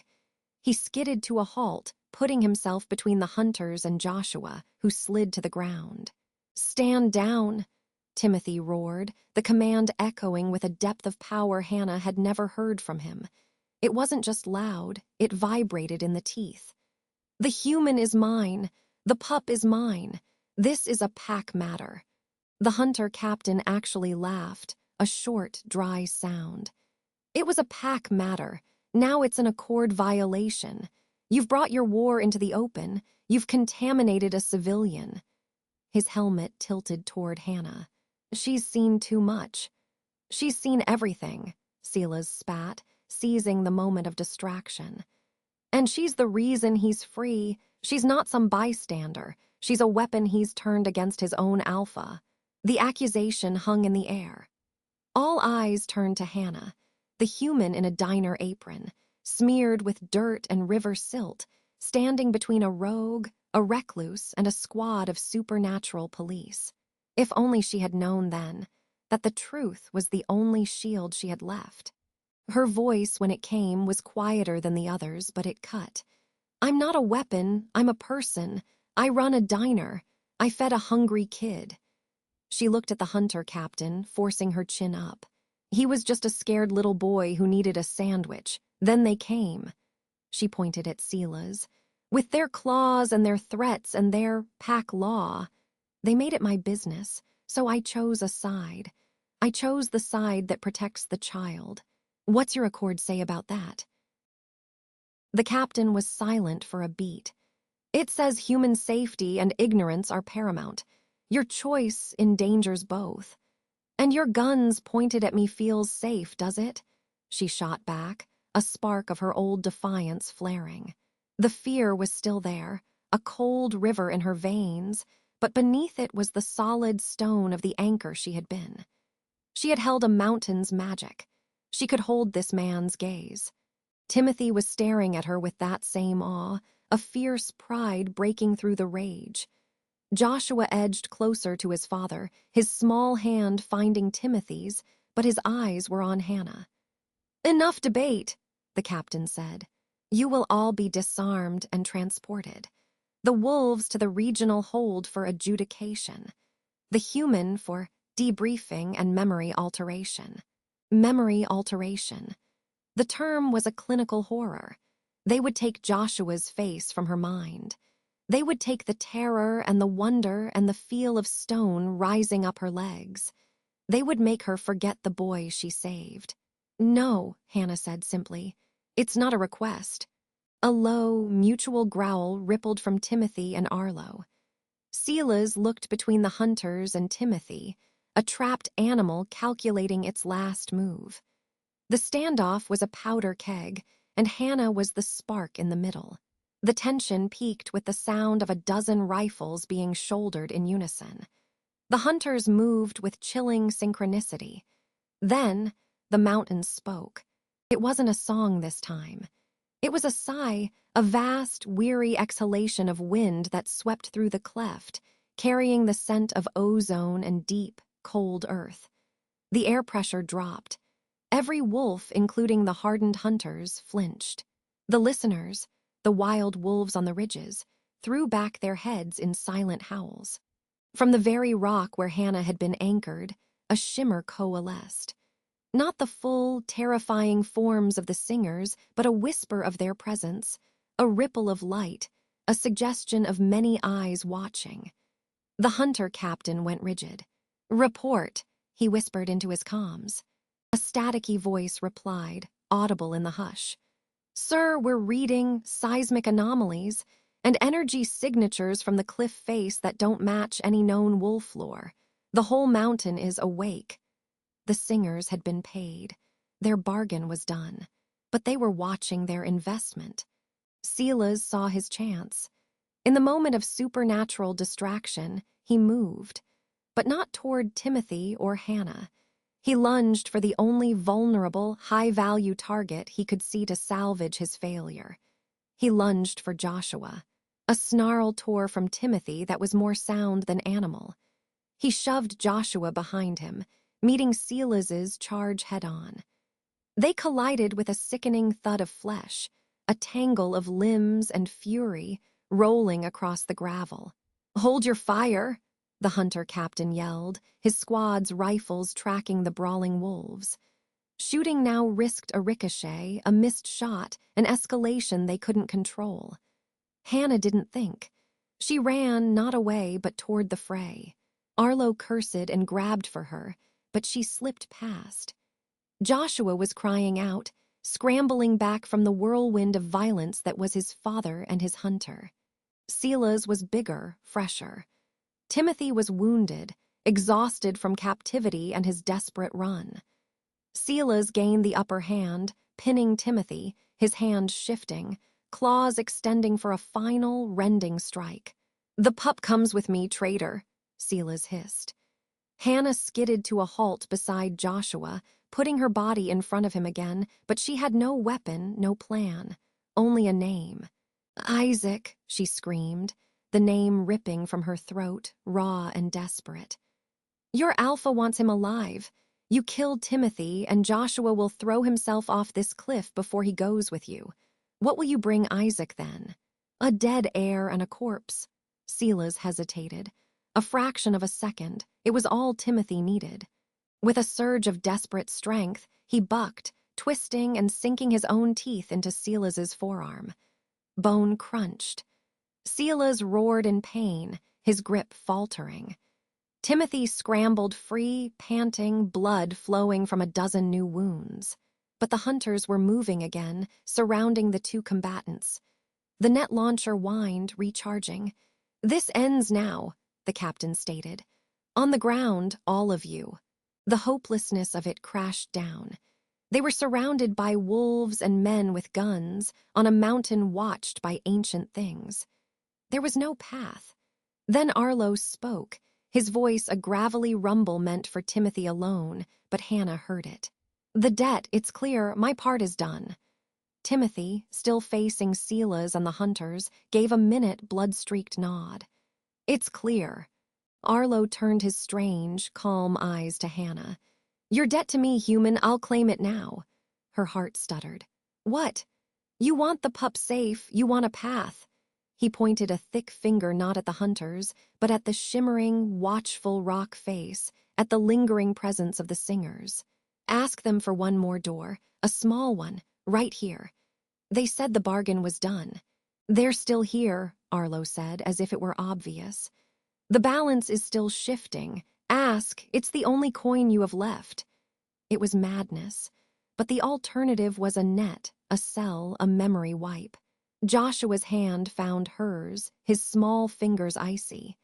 He looked up at her, and in his eyes was none of the fear she felt, only trust. Hannah closed her eyes. She didn't know how to pray to ancient stones, but she remembered the feeling, the cold, the weight, the immense, patient power. She poured every ounce of her will, her fear for Joshua, her stubborn, foolish loyalty to the broken father fighting for him, into a single, silent plea. "You helped him find his father. Help him keep him. Just a path, a way out. I'll pay. Whatever's left of me, I'll pay." The ozone scent intensified. The shimmer in the rock pulsed. And at the edge of the clearing, where the cliff met a thicket of mountain laurel, the air rippled.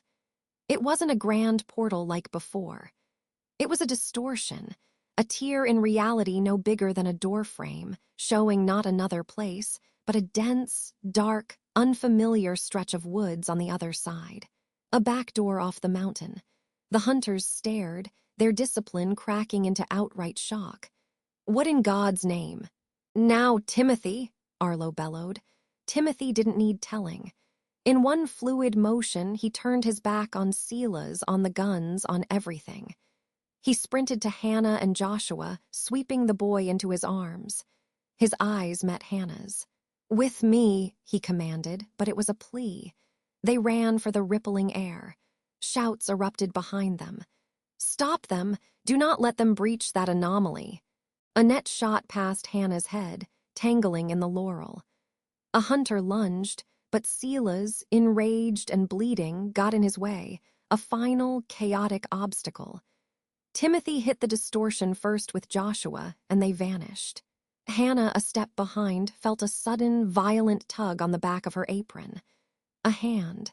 Silas, bleeding and furious, had broken free. "You don't get to leave," he snarled. She was jerked backward off her feet. The portal wavered. She saw Timothy's desperate face looking back from the other side, Joshua reaching for her. Then a shot rang out, a sharp, precise crack of a high-caliber rifle. Silas's grip vanished. He looked down, stunned, at the blooming, non-lethal but massively incapacitating tranquilizer dart buried in his chest. The hunter captain lowered his rifle, his face unreadable behind his visor. "I said, stand down." Hannah didn't wait. She scrambled forward on her hands and knees and threw herself through the shimmering air.